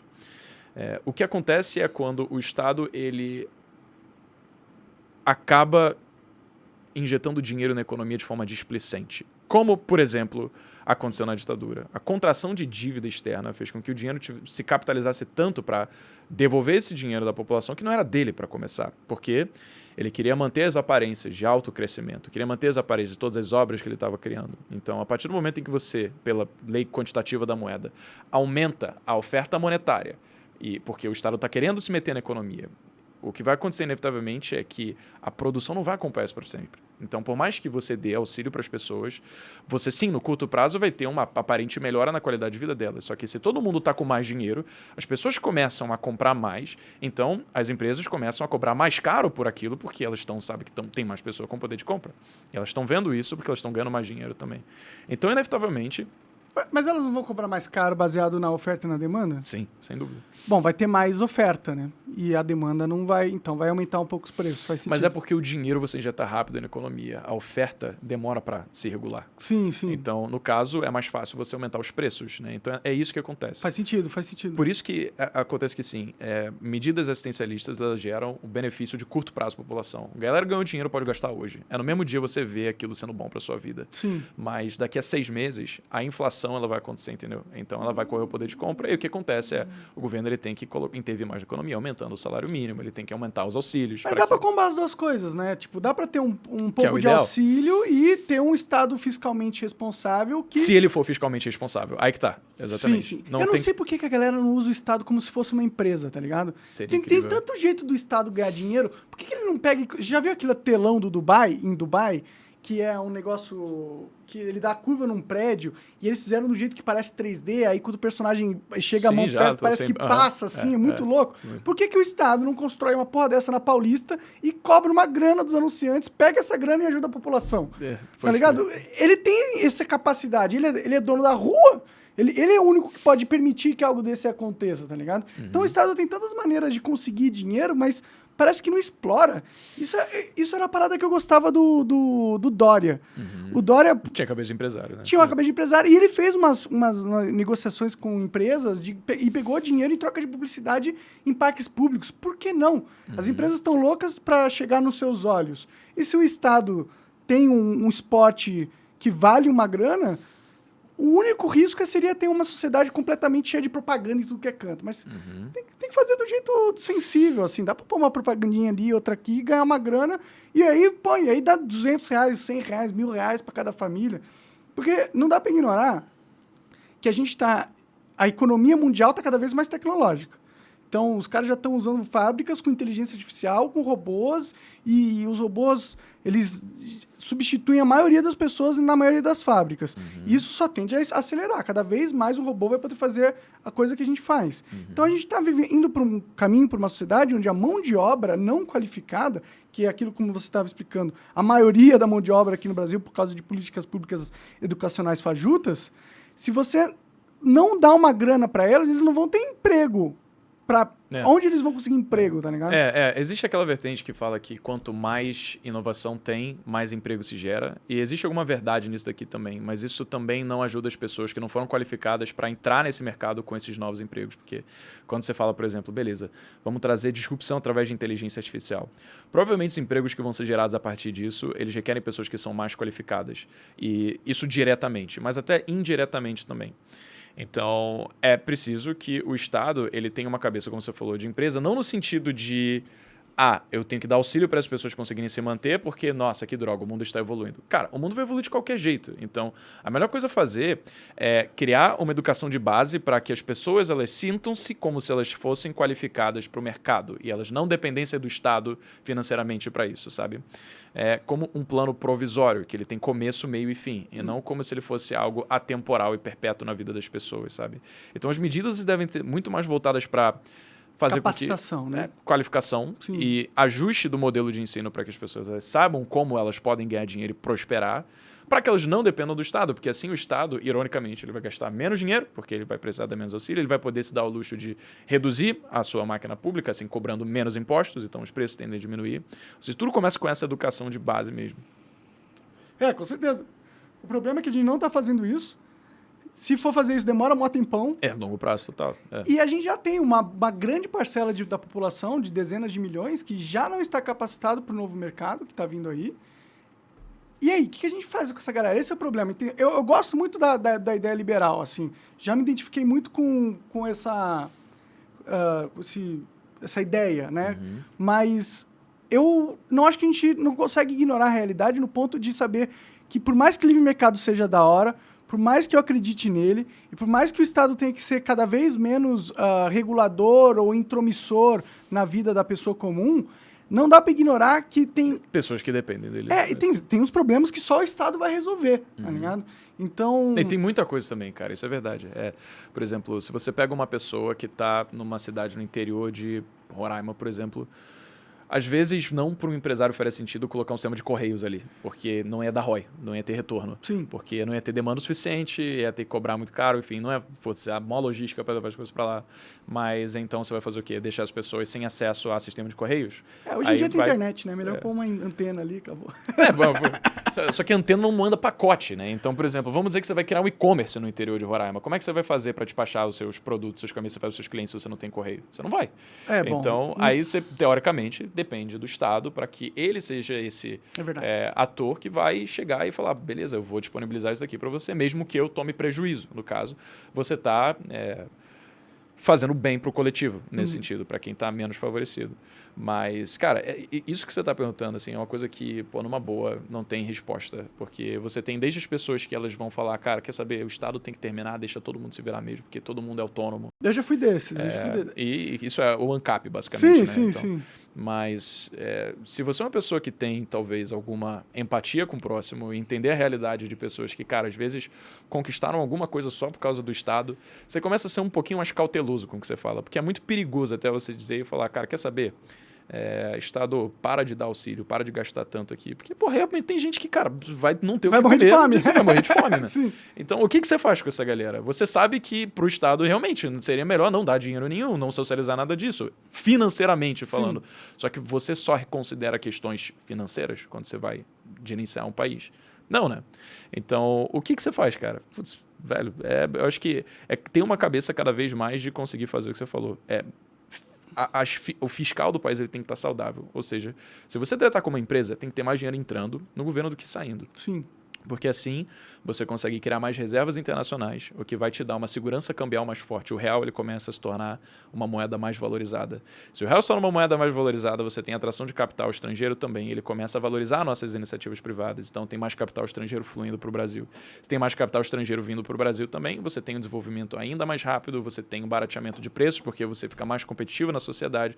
Você tem um barateamento de preços, as pessoas que eram pobres ficam menos pobres, porque elas agora, com a mesma quantidade de dinheiro, podem comprar mais coisas também. Entendeu? Então, é muito mais em relação ao governo ele conseguir ser cauteloso como ele lida com as próprias finanças públicas, ao invés de simplesmente contrair dívida para criar medidas assistencialistas, ele usar o dinheiro que ele tem para criar obras de infraestrutura, para modernizar o país, porque o Estado, diferente do que o ANCAP fala, ele produz sim, ele pode produzir menos do que uma empresa, no caso, em relação à taxa de produtividade, né? Mas ele gera riqueza. Ele pode gerar riqueza por meio de obras, ele pode gerar riqueza por meio de educação, ele pode gerar riqueza por uma série de coisas. Sim, investimento. Você vê, por exemplo, a NASA, que foi a precursora do desenvolvimento tecnológico que hoje a gente tem usando nossos celulares, né? Que mandou o homem para o espaço. Isso foi subsidiado pelo governo. Total. Então, muitas criação de computadores, exato. Sim. Então, não existe argumento que vai ser favorável a você dizer que o Estado não produz. É impossível que isso seja justificado. É claro que o Estado produz. Mas... Então você enxerga o Estado tendo uma parte na sociedade importante. Com certeza. E ele tem que ser forte em certas áreas, assim. O que você acha que o Estado teria que fazer, assim, pra caralho? Boa, tem a visão de que, porra, o Estado mínimo é basicamente segurança nacional e proteção de fronteiras. É basicamente isso. Iluminação pública, talvez. Saúde, não? Isso é a visão do Estado mínimo. Aí tem aquelas coisas que começam a ser refletidas, né? Por exemplo, quando... eu vou falar da minha opinião, tá? Claro. Mas só pra ter a base aqui. O maior case de Estado mínimo já criado foi os Estados Unidos, né? Então, quando a Constituição norte-americana foi escrita, foi uma Constituição extremamente enxuta. Basicamente dizia que o ser humano tinha liberdade para fazer tudo o que ele quisesse, desde que ele não violasse a liberdade de outra pessoa. Então, isso foram os princípios que moldaram a Constituição norte-americana.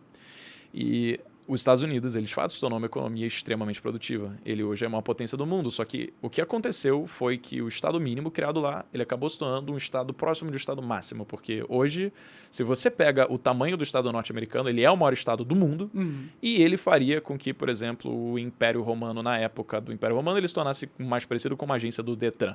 Tipo, não ia ter poder nenhum, sabe? Porque, cara, olha o que é os Estados Unidos. Então, por que um Estado começou a ser mínimo, se transformou no Estado máximo? Quase máxima.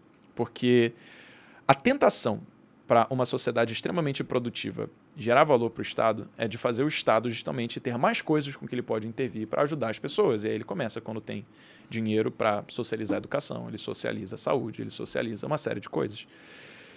Só que o momento em que isso acontece, ele pode ser favorável ou ele pode não ser favorável.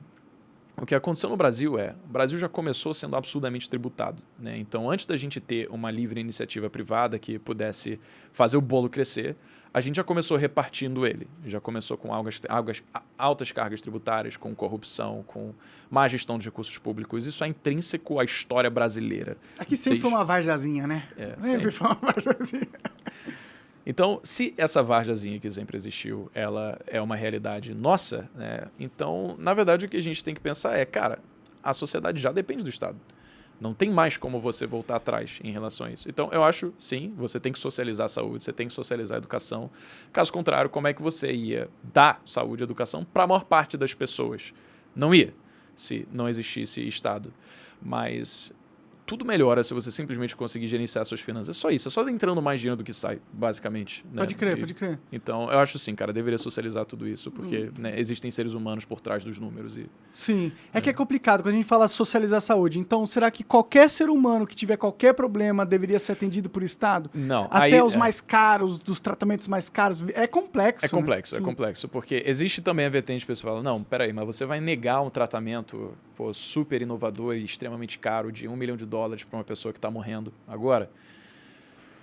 Você pode falar, cara, às vezes você pagar $1 milhão para uma pessoa ter um tratamento de saúde hoje vai impedir com que o governo tenha dinheiro para ajudar, às vezes, 100 mil pessoas com outros tratamentos. Sim. Sabe? Então, é preciso que seja feita escolhas e imposto limite, sim. O governo não pode fazer tudo. Sim. Tudo não bem, dá pra todo mundo ter o sistema de saúde do Bill Gates. Né? Não dá. Não tem dinheiro para isso. Teoricamente, a nossa Constituição permite isso, né? Porque está escrito no nosso artigo 6º que todo ser humano, todo indivíduo, ele deve ter acesso à saúde. Mas é aquela coisa do contrato. Se você fala que você tem acesso à saúde, o que isso significa? Quer dizer que se você estiver morrendo, você vai receber tratamento? Ou quer dizer que se você fizer um corte, você vai ganhar um esparadrapo? Sabe? Não existe limites bem definidos sobre o que o Estado deve ou não deve fazer. Pode crer. Então, a primeira coisa é estabelecer um limite, porque eu acho que tem que ter um limite financeiro do quanto o Estado ele pode gastar por cidadão. Mas aí é foda, porque os caras pegam um vídeo de uma menininha de 6 anos que tem uma doença incurável. E aí comove milhões de pessoas. A Emily vai morrer se o Estado não pagar. Aí, tipo, qualquer pessoa que olha aquilo fica assim, não, salva ele.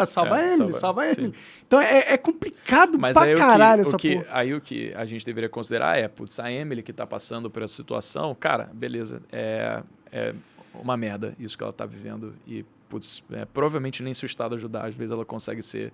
Mas se o Estado ajudar, com certeza, centenas de milhares de outras pessoas, quando precisarem, não vão ter recurso para serem ajudadas, por menores ou maiores que sejam os graus de suas necessidades, sabe? Talvez quando estiver no mundo do Star Trek, né?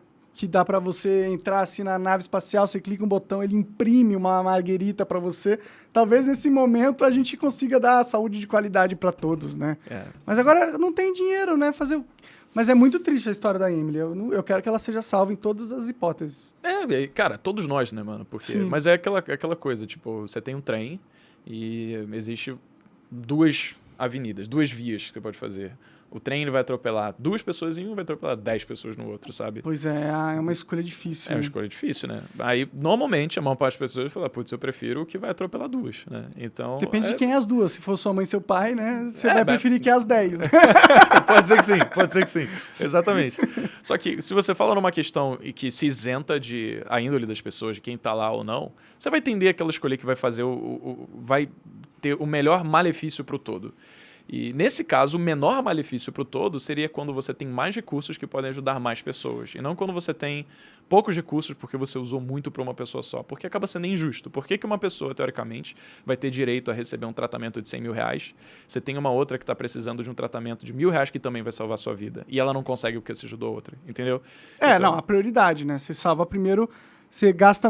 É custo-benefício, né? Primeiro você usa todo o dinheiro, que você pode salvar mais pessoas pagando menos, aí o que se sobrar, você vai salvando o resto, né? Mas na prática não é isso que acontece, né? Você não tem ordem de chegada. Você fala, seu tratamento é caro pra caralho, volta daqui a 2 anos que a gente vai poder, sabe? E se você for amigo de um político, não, vamos aprovar teu tratamento, fica tranquilo. E aí faz campanha em cima, exato. É assim o mundo, né? Infelizmente. O mundo é uma...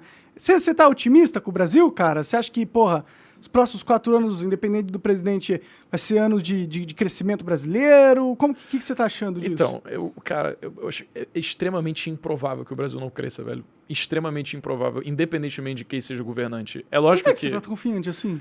Por causa... Você ouviu falar no boom das commodities? Sim. Então, o boom das commodities foi algo que coincidiu com o governo Lula, basicamente. Se você pega de 2003 até 2010, basicamente, a China e a Índia aumentaram demais a demanda por commodities que tinham o Brasil como um parceiro comercial. Então, a gente começou a exportar muito e ganhar muito dinheiro. E a população enriqueceu no geral, as desigualdades diminuíram, né? As pessoas elas tiveram mais acesso a melhor qualidade de ensino, de saúde e tal, porque o governo ele estava cheio da banca. Eu tinha dinheiro.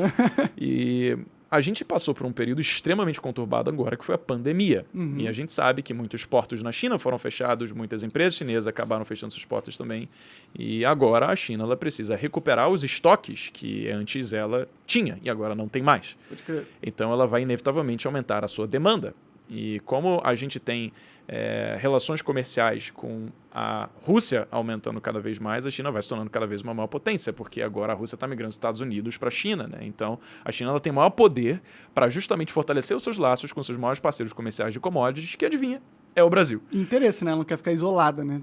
E o Brasil, ele não é bobo, ele também vai se aproveitar disso. Então, independentemente do que aconteça, a China vai tender a aumentar as suas demandas, o que vai fazer com que a gente acabe exportando muito também e possivelmente acabe vivendo um novo boom das commodities. Ou seja, se acontecer de Lula entrar ou Bolsonaro entrar, provavelmente é isso que vai acontecer. Então, todo mundo vai ganhar dinheiro, você sabe? Acha que pode fuder um pouquinho? Da Ucrânia e da Rússia. É. Bom, o que aconteceu foi... A guerra mundial, na verdade, né? Isso não é Ucrânia e Rússia, né? Bom, então você tá partindo do princípio de que a gente vai ter uma terceira guerra mundial. Não, eu tô partindo do princípio que a gente tá num conflito entre dois... Ideologias, né? São 2 polos de poder. A gente, o hegemônico da OTAN, Estados Unidos e Ocidente, que dominou o mundo desde a Segunda Guerra Mundial até hoje, e a gente tem o poder emergente, que é a China, a Rússia, a Coreia do Norte, Irã, Brasil, Índia, que são países que eram pobres pra caralho, não tinham nem a menor chance de competir no cenário global, porque a gente não tinha tecnologia, não tinha nada. Uhum. A China cresceu pra caramba, a Rússia cresceu pra caramba, a Índia tá crescendo pra caramba, o Brasil deu uma crescida, e isso aí virou um poder que desestabilizou a hegemonia de poder que existia globalmente. Completamente. E é isso que está causando a briga na Rússia e na Ucrânia. A Ucrânia falou assim, cansei de vocês chegando perto aqui do meu território, expandindo sua influência de poder, vou dominar aqui porque eu estou me sentindo ameaçado. Uhum. Só que a China também é uma ameaça para os Estados Unidos e os Estados Unidos também está tomando medidas para diminuir o crescimento da China. Por exemplo, teve uma notícia aí que eles impediram que todo cidadão americano que trabalhasse em cargos de produção de alta tecnologia lá na China trabalhasse na China. Eles tinham que decidir ou você é americano ou você é chinês. Uhum. E colocaram um ban. Ou seja, eles estão extraindo todos os cérebros americanos que eles têm da China. E eu não acredito que isso é uma medida solitária do que eles estão fazendo. Então, existe uma guerra econômica e política entre a China e os Estados Unidos. Isso pode desacelerar pra caralho a demanda da China, porque se ela diminui a produção, porque ela não tem capacidade, ou porque os Estados Unidos tá fazendo... Sanções, exato. A China pode não ter um boom, É uma assim. variável, cara, é lógico. Pode ser que não. Pode ser que a China, na verdade, ela acaba sofrendo tantas sanções que o seu mercado não fique tão enriquecido, ela não tenha tanto poder para conseguir negociar com o Brasil. Pode ser. Né? Mas eu acho que é mais provável que aconteçam coisas que vão beneficiar a maior parte do mundo do que coisas que vão prejudicar a maior parte do mundo. E é lógico que eu posso estar, errado, porque primeiro que não faria sentido nenhum você chegar e o Putin, eles cortar todo o fornecimento de petróleo para a Europa, de gás para a Europa. E economicamente falando, não faz não sentido. Não faz sentido. Fez, e né? ele se ferrou. A economia da Rússia foi extremamente prejudicada com isso, mas ainda assim, porque ser justamente uma questão de hegemonia de poder e de mostrar que eu posso e enfim, ele acabou fazendo. Então, foi algo que estatisticamente seria improvável, sabe, de acontecer. Sim. Então, eu acho também que seria menos provável de acontecer essa briga entre Estados Unidos e sancionar absolutamente da China a ponto de fazer a China perder o seu poder de compra para que ela deixe de negociar o tanto que daria com o Brasil, do que fazer o que vai ser mais benéfico para todo mundo, de fato, entendeu? É que eu acho que esse trem do benéfico pra todo mundo morreu, velho. Depois do ano passado a gente veio... Exatamente, cara. Eu acho que os caras chegaram assim, mano... Eu acho que eles ficaram com medo, eles estão com medo da China. Eles falaram, pô, a gente tá aqui fazendo negócio com a China pra caralho, eles estão crescendo, a gente colocou toda a nossa indústria na China, os caras ficaram gigantescos, e agora eles querem mandar no mundo e tanto quanto a gente. Aí eles falaram, mano, vamos cortar esse fluxo de dinheiro indo pra esse país, né? Eu acho que... É que eu só percebi, nós dois podemos estar certos e errados em alguns pontos. Aqui é futurismo, né, cara? Isso é futurismo total. Assim, Estamos tentando adivinhar o futuro do mundo, né? Muito provavelmente a gente está acertando. Mas, tipo, eu fico preocupado, no mínimo, tá ligado? No mínimo, eu fico preocupado com o cenário global que está acontecendo e eu não tenho uma sensação de que a gente está caminhando para um ambiente externo comercial favorável, assim. Não tá. Se você pega, por exemplo, o fluxo de capital que está saindo dos Estados Unidos, o dólar ele tem se desvalorizado recentemente. Tá com inflação pra caralho. Inflação, a bolsa também. Foi a maior inflação nos Estados Unidos nos últimos 40 anos, né? Sim. E a bolsa está em queda. Ou seja, existe uma falta de confiança no mercado norte-americano que, cara, é sem precedente, basicamente. Então, o mercado ele precifica os ativos com base na expectativa do que ele acredita que vai acontecer no futuro. E as pessoas ganham muito dinheiro na discrepância. Só que as pessoas elas não tomam medidas que são 100% racionais, elas tomam medidas que são muito emocionais. Sim. Então, no caso, o mercado em si, ele diz respeito a, beleza, existe uma cautela absurda que a gente tem que tomar agora, porque pode ser que a gente esteja entrando numa recessão, e isso um monte de gente falou, cara. O Warren Buffett, o Elon Musk, os maiores players estão falando, cara, tome muito cuidado com o mercado de capitais. Tome muito cuidado com as economias, porque provavelmente a gente vai passar por um período de grande recessão. Então, bom, tem isso. Mas isso gera pessimismo, o que faz com que, às vezes, a gente esteja vendo coisas com um olhar distorcido para mais pessimista do que realmente é. Pode crer. Daqui 2 anos pode, ter uma nova tecnologia... Fusão nuclear. Um cisne negro, exato. E que muda tudo. E de repente, nossa, estamos na bonança, todo mundo tem energia de graça, porque a gente criou um sol na Terra. É foda. O mundo é muito louco, né? É divertido, né? O mundo parece gigantesco, né, cara? E você começou no YouTube quando, cara? Faz quanto tempo? Uau, que mudar de assunto, cara. Tem 4 anos, comecei em 2018 e... assim, foi uma jornada. Desde então, assim, basicamente começou lá, vídeo no YouTube, aí a gente chegou a criar várias gente, produtora de vídeos, foi fazer portal de notícias, marca de roupas, além de ter a própria empresa de produção de conteúdo, jovens em si, que, enfim, a gente desenvolveu um aplicativo próprio, tem um modelo educacional. Da hora. Mas, enfim, agora a gente está só com as jovens em si, não com todas essas subsidiárias, porque eu vi que foco é uma parada que, cara, vale ouro. E você tem 4 empresas ao mesmo tempo, não recomendo. Pode crer, muito trabalho, muito difícil você conseguir conciliar tudo. Faz sentido. Mas, hoje é jovens aí. O que te deu? Você tem quantos anos mesmo? 25. Cara, você é jovem. O que deu? O que deu aí? Que você tem uma veia empreendedor desde sempre? Teus pais te ensinaram? Tu não foi, irmão. Então, comecei medicina, depois fui engenharia mecânica, depois eu fui reclassificado para engenharia ciclo básico na UFRJ, lá no Rio de Janeiro. Nem sei o que é uma engenharia ciclo básico. É a engenharia que tem as matérias que são básicas para todas as outras engenharias, e aí depois de 2 anos você meio que escolhe o que você quer. Focar, assim, entendi. Tem que focar. E aí, depois de 2 anos, fui para produção, mas aí larguei. Então, foi isso, basicamente. Cara, Minha mãe era funcionária pública, ela tá aposentada agora, meu pai é engenheiro. Então, a cabeça na minha família era, cara, é absurdo, rico tem muito dinheiro. Se você quer ser rico é porque você deu muita sorte, mas você deveria ter uma função social e doar seu dinheiro. Tipo, essa foi a mentalidade lá. O que aconteceu depois disso foi que eu tive a sorte de um dia estar na faculdade, lá na FRJ, e ver uma palestra de um cara que era empreendedor. E ele mostrou que existia a possibilidade de você conseguir ter as coisas que você quer, sem depender de sorte, se você tomasse risco. O nome do cara era Gustavo Ziller, ele falou da história onde ele foi escalar uma montanha, tentando simular um programa que ele queria depois fazer. Ele queria ter um programa de televisão escalando montanha. Caralho, essa brisa do cara. E aí ele foi contratar um filmmaker, pagou a passagem para ele, pagou a passagem para fazerem a escalada e começou a filmar como se o programa fosse fechado já com alguma emissora. Mas ele não conhecia ninguém. O que ele tinha era o contato do marketing lá que todo mundo tem quando entra, por exemplo, numa emissora. Uhum. E aí ele terminou o programa, compilou, editou, mandou pro canal off, e o canal off voltou e falou, cara, a gente nunca viu ninguém que tenha um potencial de fazer isso aqui, um programa escalando montanha, isso é tão legal. E aí fechou o canal off, ele tem um programa hoje que chama Sete Cumes.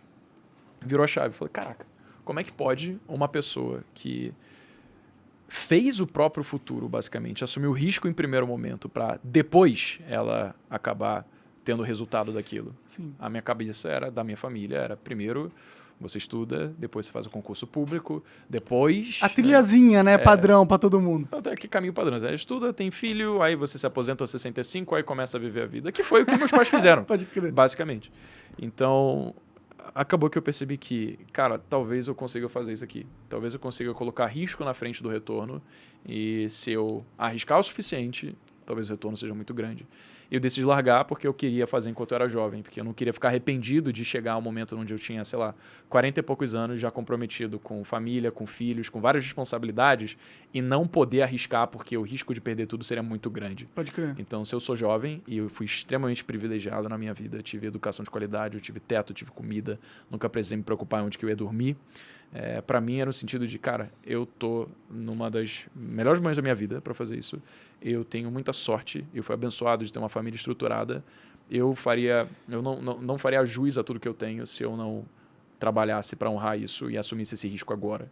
Então, foi quando eu larguei, comecei a fazer o YouTube, vingou em algus meses, basicamente. Caralho, vingou rápido. Foi basicamente 7 meses ali, até começar a ganhar o que... Tração ali. Eu tava... AdSense. AdSense, só AdSense. No começo a gente não sabe ganhar dinheiro, só fazer vídeo e tal. Mas aí depois entrou o Nigro em 2020, e aí veio uma grana também, e eventualmente a gente foi crescendo a equipe, a gente chegou a um teto de 45, considerando as outras subsidiárias. Agora a gente aprendeu a fazer um pouquinho mais eficiente, o jogo estamos com 27. Pode crer, da hora demais. Legal, né? É bom, né? No Brasil parece que o YouTube é uma grande porta de empreendedorismo, né? Pra muita gente. Né? Isso que é legal, cara, porque você literalmente pode aprender qualquer coisa em qualquer momento. Você pode aprender todo um MBA de graça se você tiver YouTube, se você tiver acesso à internet. Então, você pode aprender sobre negócios, assistindo vídeos de pessoas que falam sobre isso. Eu aprendi a investir vendo os vídeos do Nigro, por exemplo, da Arcuri e tal. E isso é de graça. Então, você tem uma biblioteca na ponta do seu dedo para qualquer coisa que você queira. E isso foi o motivo pelo qual eu até comecei a fazer. Vendo os vídeos de educação financeira, vendo os vídeos de economia, vendo os vídeos de negócios. Falei, criar esse canal chamado Jovens de Negócios, que engloba tudo isso, mas falando para jovem, com meme, com piada, com gente como se estivesse falando numa conversa de bar ali. Sim. O ideal o da hora das redes sociais é que você pode ganhar dinheiro sem sair de casa, mano. Isso é muito bom, assim. Tipo, tu produz um conteúdo e entra dólar na tua conta. Isso para mim é revolucionário, assim. Uma pena que o YouTube tá censurando uma galera aí. É uma pena nesse sentido. Esse começo eu tenho uma tristeza com o YouTube, porque é uma parada que mudou minha vida, mudou sua vida. É um negócio que é muito importante que exista, mas eu tenho medo que ele esteja se perdendo, assim, sabe? Eu já tem criadores que, vivem de YouTube e do nada eles perdem o canal, perdem toda a renda, todo o sustento. E o YouTube fala, porque uma regrinha aqui você não... E aí destrói com a vida dele, tá ligado? Certo. Isso torna trabalhar aqui muito ruim. Trabalhar no YouTube, né? Muito ruim. Que é muito inseguro, você não pode falar tudo que você quer e tal. E antes era o oposto, né, cara? Antes tinha literalmente vídeo de terrorista arrancando a cabeça dos outros no YouTube. Uau, eu não sabia disso. Eu não sabia que as políticas eram tão abertas assim. Era muito aberto, mano. Era muito aberto, velho. Eles foram ficando cada vez mais fechados. Foi por isso que deu merda, inclusive, o YouTube. Você já ficou sabendo do Adpocalypse? Não fiquei. Quando teve esse negócio de gente degolada no YouTube, tinha o Wall Street Journal fez uma matéria falando assim, tá vendo? Tem vídeo tem propaganda da Coca-Cola do lado de terroristas. E aí a marca fica associada àquilo e... E aí deu uma crise que todas as marcas do YouTube falaram assim, ó, você tem que mudar a forma com que você entrega conteúdo para as pessoas. Total. E eles pediram censura pro YouTube. Falaram, tem que censurar algumas coisas. Total. E o YouTube cedeu, né? Porque senão ele ia falir. Era todo mundo que dava dinheiro para eles. Uhum. E aí começou a censura. Assim, cara, é aquela parada. Tipo, quando a censura vem da iniciativa privada, tem um contrato, então tá tudo certo, sabe? Você vai decidir se você quer consumir a plataforma ou não. Sim, agora, quando vem do tá Estado e não tem contrato, aí é um pouco mais difícil, porque você não sabe o que é, qual que é o limite da censura que vai acontecer. Porque se você coloca no YouTube, não pode produzir vídeos sobre gente sendo degolada. Tudo bem. Se você quiser ver vídeo sobre isso, você vai para outra plataforma, sabe? Então vai ter provavelmente... Existe um site, cara, já... Tem o Rumble. O Rumble, você vai no Rumble, não sei se gente degolada, você pode pular, não. Se for tesão, então vá pro Rumble, cara, de ver gente degolada, assim. Pode ser que te agrade, mas, porra, se não fizer falta na sua vida, também tem o YouTube pra isso, cara. Sim. Bom, vamos ver o que acontece no futuro. Você acha que não deveria ter vídeo de gente sendo degolada no YouTube? Você acha que... Na internet, em geral? Não, cara, eu acho que deveria... Eu acho que, assim, eu acredito que o ser humano, ele tem condição para ele ver aquilo que ele quer. Se ele quiser ver esse tipo de coisa, então tudo bem que ele veja, sabe? Eu já vi muitas cenas reais de tragédia, o caralho. E assim. tá lá, né? Isso existe. Talvez, acho que o Google ele deve censurar algumas coisas que ele mostra também. Mas, de novo, é iniciativa privada, ele pode fazer o que ele quiser. Calma lá com essa Mas ideia você pode ir pela Deep Web. A iniciativa privada pode fazer o que quiser. Não pode, não. Não pode fazer o que quiser. Eu não posso ir no Walmart e ele falar, não, pra entrar aqui você tem que ficar pelado. Mas aí você pode escolher não entrar, entendeu? Essa coisa. Bom, isso é verdade. Tipo, pode, né? se você cria uma empresa, você vai decidir os termos. Se você não tiver trazendo um produto ou serviço que o mercado queira, você vai falir. Então é simples. O importante é que tenha claro o que você pode deixar, o que você não pode deixar, sabe? No futuro, então, o YouTube vai virar a TV, o que era a TV antes. Né? Já virou, né? A gente tem mais, por exemplo, gente vendo live de podcast do que você tem pessoas ao vivo. Mas não nesse sentido. Tô falando no sentido de... Na TV não podia palavrão, não podia um monte de coisa. Total. É nesse sentido, assim, que eu temo, assim. Eu gostava da liberdade da internet porque... eu acredito que o mundo é louco, mano. Eu acho que todo mundo, ser humano, é louco, mano. A gente tá aqui conversando, normal, a gente consegue viver em sociedade, mas cada um de nós... é bem maluco, assim. E qualquer coisa que restringe a nossa liberdade de pôr pra fora o que é um ser humano, pôr essa maluquice pra fora, eu acho que vai tornar o mundo chato demais. Total. Já tá tornando. Eu concordo, velho. Pô, acho que tem que ter vídeo de gente... Quer dizer, olha, tirar isso de contexto é foda, né? Mas, é melhor cortar. Vídeo sobre qualquer coisa que seja, sabe? Pode estar lá e as pessoas podem procurar na internet. É só um caso que eu sou contra. Sim, nenhuma forma pode ter vídeo disso na internet. Eu acho que a gente deveria fazer um trabalho para acabar com todos esses vídeos, que é pedofilia. Nesse caso, eu não consigo ser libertário, não. Acho que vídeo de pedofilia, ninguém deve ver e censura essa porra aí. Essa porra tem que ser censurada. Entendi. Mas tirando Mas isso... vídeo de gente degolada, não? Vídeo de gente degolada, não, porque a pedofilia é uma parada que você tá expondo uma criança numa situação muito horrível, assim, tá ligado? Já a pessoa que foi degolada já morreu, né? Então foda-se. Tipo, como que ela vai sentir? Não vai sentir nada, né? Claro.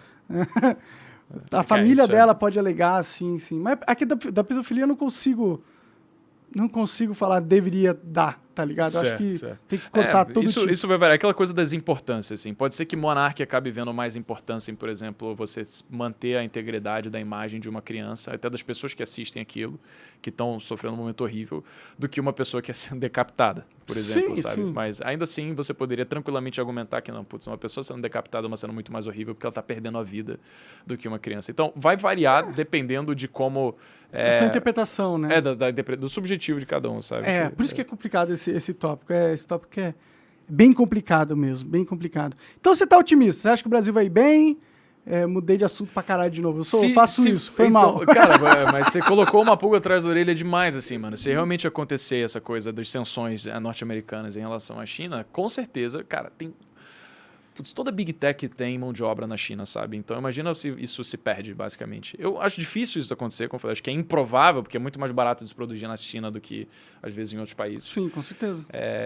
Mas pode ser que aconteça, cara. E se acontecer, realmente não vai ter boom das commodities, coisa nenhuma. A gente vai, de fato, entrar numa recessão e pode ser que o futuro, nesse médio prazo, seja muito mais pessimista. Mas no longo prazo, cara, e aqui no longo prazo eu estou falando de 20 anos para frente, tá? Eu acho que é absolutamente impossível que o mundo não seja muito melhor, porque a gente tem muito mais inovação, muito mais acesso, muito mais tecnologia, a gente tem muito mais informação, a gente tem mais saúde, sabe? Mais longevidade. Então, a distribuição de riqueza, ela vai acontecer inevitavelmente, sabe? O PIB vai aumentar cada vez mais no mundo inteiro. Daqui 20 anos a gente vai ter robôs que vão estar andando por aí fazendo tudo pra gente, provavelmente, assim. Já tem, né? Só vai fazer mais acessível, talvez, então. É que agora a gente não tem um robô, tipo, você e eu, assim, mão e tipo, faz qualquer coisa. Tipo, esse tipo de pega robô... um café aí, robô, aí ele vem e traz, assim. Ou programa um jogo bilionário pra mim, tá ligado? Então, Caraca, eu acho que o limite do que o robô pode fazer é absurdo. E esse limite ele tá se reduzindo até, tipo, do ponto que falta até a gente chegar lá, cara. Eu tenho um amigo que ele criou uma empresa que ela faz copy, basicamente. Uma inteligência artificial em que, basicamente, ela pega, tipo, referências de páginas de conversão de maior venda e o cara, ele fala sobre qualquer tema, cara, para fazer um texto de vendas para você. Caralho. Então, você quer escrever um artigo, tá lá também, ela produz um artigo foda, você fala sobre qualquer coisa, tipo, guerra da Ucrânia. E aí... você cospe algumas palavras-chave, a guerra da Ucrânia, consequências, impacto no mundo e tal. Cara, vai cuspir um artigo sem precedente, que não veio de nenhum lugar. Ela criou com base numa pesquisa que ela fez ali Isso na é hora, louco tá ligado? demais. Doideira, velho. Isso é louco demais. Só que melhor do que um ser humano, muitas vezes, entendeu? Com Pode dados crer. confiáveis. Agora, eu tenho um outro também, que tem um outro amigo que tem uma empresa que ela cria arte por meio de inteligência Pode artificial. ver, eu já vi um negócio desse, tipo Mind Journey. Como é que é? Já viu o Mind Journey? Não. Põe o Mind Journey aí pra ele dar uma olhada, Coca. Bota aí. Ele fechou uma coleção com a reserva, basicamente, em que as estampas da reserva Mind Journey. eram feitas 100% com essa inteligência artificial. Caralho, então, as basicamente, as estampas da reserva. Foi a primeira coleção de inteligência artificial numa marca de roupas. Que foda, mano. E aí- Isso é bem da hora mesmo. E, cara, é arte mesmo. Você tem, Foda tipo... que tá tirando o emprego da galera que fazia Aí, ó. estampa. Tá ligado? Então tem, Não tem como, tem sim. essa parada, tipo, gera... Mas gerou emprego pro teu amigo, né? É esse site aí, mas você tem que entrar no Discord ali. Coloca no Google umas imagens que eles fazem. Tipo, é uma inteligência artificial que você escreve qualquer palavra-chave, várias, e ele escreve o mais aproximado com o que você pediu. Você coloca Jesus andando num patinete atrás do Himalaia, tá ligado? Exatamente. E aí ele pega e Era produz. isso aí que você tava fazendo aquele dia? Era Mind Journey? Chama Dali, Ah, era é. outra. Sim, sim. Irado esse. Pode crer. Só que o Mind Journey ele faz com o Real 4 e aí ele consegue Uau. fazer umas imagens Muito da hora. pica. Isso é tudo inteligência artificial. Tudo artificial.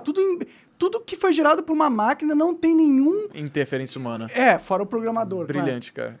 Não, lógico. Mas o programador, ele dá o starting point, né? Depois a inteligência artificial, ela continua. Então, pensa, pô, se eu for contratar um cara aqui no Brasil pra fazer uma arte dessa, eu vou pagar uma grana do caralho. Com certeza, bro. E esse aí vai ficar melhor, se pá, tá ligado? Perfeito, meu.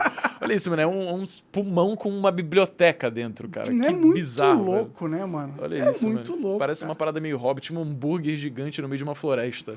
E olha como Olha é só, velho. fidedigno, assim, graficamente falando, cara. Caraca, velho. Ó, um Mickey num barco pegando fogo.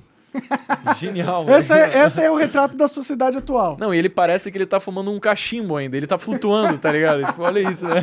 Imperador Mickey. Caraca, mano, que doideira. É muito Incrível, louco, né? incrível. Eu fico empolgado com o futuro, cara. Eu acho que se o mundo não acabar, vai ser muito louco, mas velho. não, então a inteligência artificial vai dizimar a raça humana, né? Você Essa tá brisa. zoando Se entrar aí, nisso daí você tá também, zoando, mano, mas... se entrar nessa pira aí, vai longe, velho. Vai. Porque...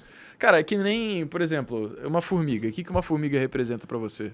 Nada. Você tem um nível de intelecto absurdamente maior do que uma formiga. Então você não consegue sentir empatia por ela, tá ligado? Talvez você sinta, mas é mínimo. Tá?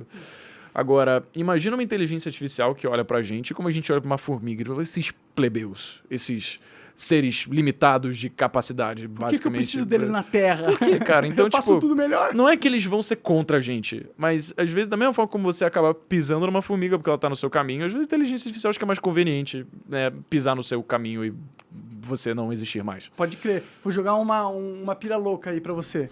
Todas as nossas redes sociais, hoje, os algoritmos são controlados por inteligências artificiais. Tá. E se a inteligência artificial está manipulando o interesse e a atenção do humano e jogando a gente para cada vez mais conflitos políticos. E ela tá fazendo isso em favor do lucro. E não é nem o ser humano que decidiu que teria que fazer isso. Foi só o que a máquina decidiu fazer. Algoritmo de dados, brilhante, cara. Eu investiria nessa empresa. Eu acho que faz muito sentido. Chama Google, né?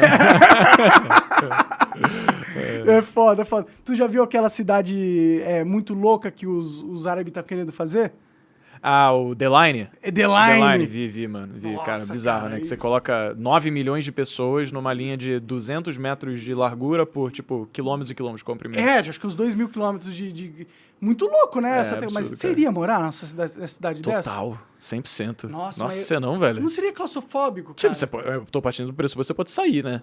Eu iria lá, passar uns meses, sei lá, os árabes aí, porra, mas não pra fazer um empreendimento desse, sem dúvida. Seria, você moraria. Tu viu o vídeo, mano? Eu Parece vi. um negócio... Não, Mostra eles aí, botam pô. os carros voando no vídeo, tá ligado? Você fala, tipo, de onde que veio isso daqui, entendeu? The Line? The Line. De linha. Porque a teoria deles é fazer um sistema totalmente automático com drones passando pra fazer entrega. Tu conseguir de um ponto pra outro. É 2.000 quilômetros, você falou? Acho que é uma parada. Eu acho que não é tudo isso, não. 2.000 quilômetros é tipo metade do comprimento do Brasil. Então acho que não deve ser tudo isso. Pode ser. Mas é muito. E ele fala, cara, tu vai de uma extremidade a outra em tipo 10 minutos, sabe? Com o meio de transporte deles lá. Então, porque é uma linha reta, né? Você põe um metrôzão lá, pronto, você não tem nem que fazer curva e tal, dá pra acelerar pra caralho. Exato. É interessante essa ideia. Parece tipo, meu Deus, o futuro tá acontecendo, tá ligado? Isso é a coisa mais absurda do ponto de vista futurista. E você vê que, cara, é meio que tridimensional, sabe? Por exemplo, quando tu pega a sociedade hoje, a gente tem trabalhos que normalmente são em prédios que são tridimensionais e uma população que escoa e se transporta num plano bidimensional. Pode crer. E aí dá engarrafamento, dá uma porrada de treta aí. Só que a forma como o The Line todo o comprimento dela já é tridimensional, saca? Então é meio que você elimina esse problema de cara. Então você acaba criando meio que um precursor para resolver vários outros problemas ao redor do mundo. A ponto de, tipo, se, por exemplo, um estado for... Porque, no caso, quem tá fazendo seu estado lá, né? Se o estado fosse subsidiar a formação de uma cidade, vai falar, putz, os árabes fizeram uma parada que foi uma da hora, velho. Agora, se for pra gente incentivar, vai ser assim também. Pode ser que o mundo copie, né? Copie. É muito louco, mas a chance de dar errado essa merda aí é bem grande. O que tu acha que pode dar errado? Eu acho que primeiro, como que você vai convencer 9 milhões de pessoas a se mudar pra uma cidade que nunca existiu? Mano, eu não sei se é tão difícil, velho. Tipo, papo reto, velho. Eu iria, mano. De verdade. Mas de você verdade. ia ficar um tempinho ali. Você não ia morar lá no meio de um monte de árabe, porra. Não, mas assim, se vai que os caras chegam com uma porrada de isenção tributária também, sabe? Tem que ter muito incentivo pra fazer isso daí. Eu falo, putz, às vezes é mais vantajoso abrir um CNPJ lá pra faturar lá do que aqui. Eu vou. Sim, mas como que você vai colocar, tipo, uma fábrica gigantesca num negócio que só tem 200 metros de largura? Eu trabalho com digital, né? Mas se for, por exemplo, uma marca de roupas, ou se for um calçado, pois mano. Sei lá. Tem umas complicações, mas eu fico feliz que o futuro não estagnou, tá ligado? Que tem, tipo, ideias interessantes rolando, assim. Cara, foi uma coisa muito aleatória. Pra mim, do nada, apareceu esse negócio. Eu falei, mano, quem que tá pensando nisso, sabe? É muito maluco, mas não parece assim, tipo, é ficção futurística não mesmo, teve uma né? transição, entendeu? Uma linha de não sei quantos quilômetros, de 200 metros de largura, que vai ser uma cidade com 9 milhões de habitantes. Toma, viva com isso. Pode crer, vamos mostrar pra galera, pra eles terem uma ideia do que a gente tá falando. For too long, humanity has existed within dysfunctional and polluted cities that ignore nature. Já é uma Now, narração a diferenciada. revolution in Já civilization tá falando is assim, taking place. ambiental e tal. Imagine a traditional city and consolidating its footprint, designing to protect and enhance nature. The line will be home to 9 million residents and will be built with a footprint of just 34 square kilometers. 34 quilômetros. And we are designing it to provide a healthier, more sustainable quality of life. Tamanho do negócio. The line's communities are organized in 3 dimensions. Residents have access to all their daily needs within 5-minute walk neighborhoods. And the Qualquer line's lugar que você for, infrastructure 5 makes it minutos possible andando. to travel end to end em in 20 20 minutos no minutes começo. with no need for Gente, que louco, cars. vou visitar um So amigo, quatro ele mora do zero outro carbon lado da emissions. cidade, 20 minutos, tô lá, foda-se. By Eu leveraging tô louco. AI technology, services Ah, os are drones. autonomous, saving you bonito, time hein? and effort. Designed by Só tem que ter umas world-leading grades aí pra galera architects, não cair, the né? line is 500 meters Nunca tall, que vai ser assim na realidade. 200 meters Nunca wide. que vai ser assim. E é um 170 espelho, tu kilometers viu, long, mano? A Deve parada ser. é... and housed é within an espelho, ó. elegant mirror Muito glass foda, né? facade. Deve ser pra não aquecer, talvez, pra bater a Intelligent luz. solutions E create captar luz solar, efficiency né? Deve ser and inteligente. year-round painel temperate solar, microclimate with natural ventilation.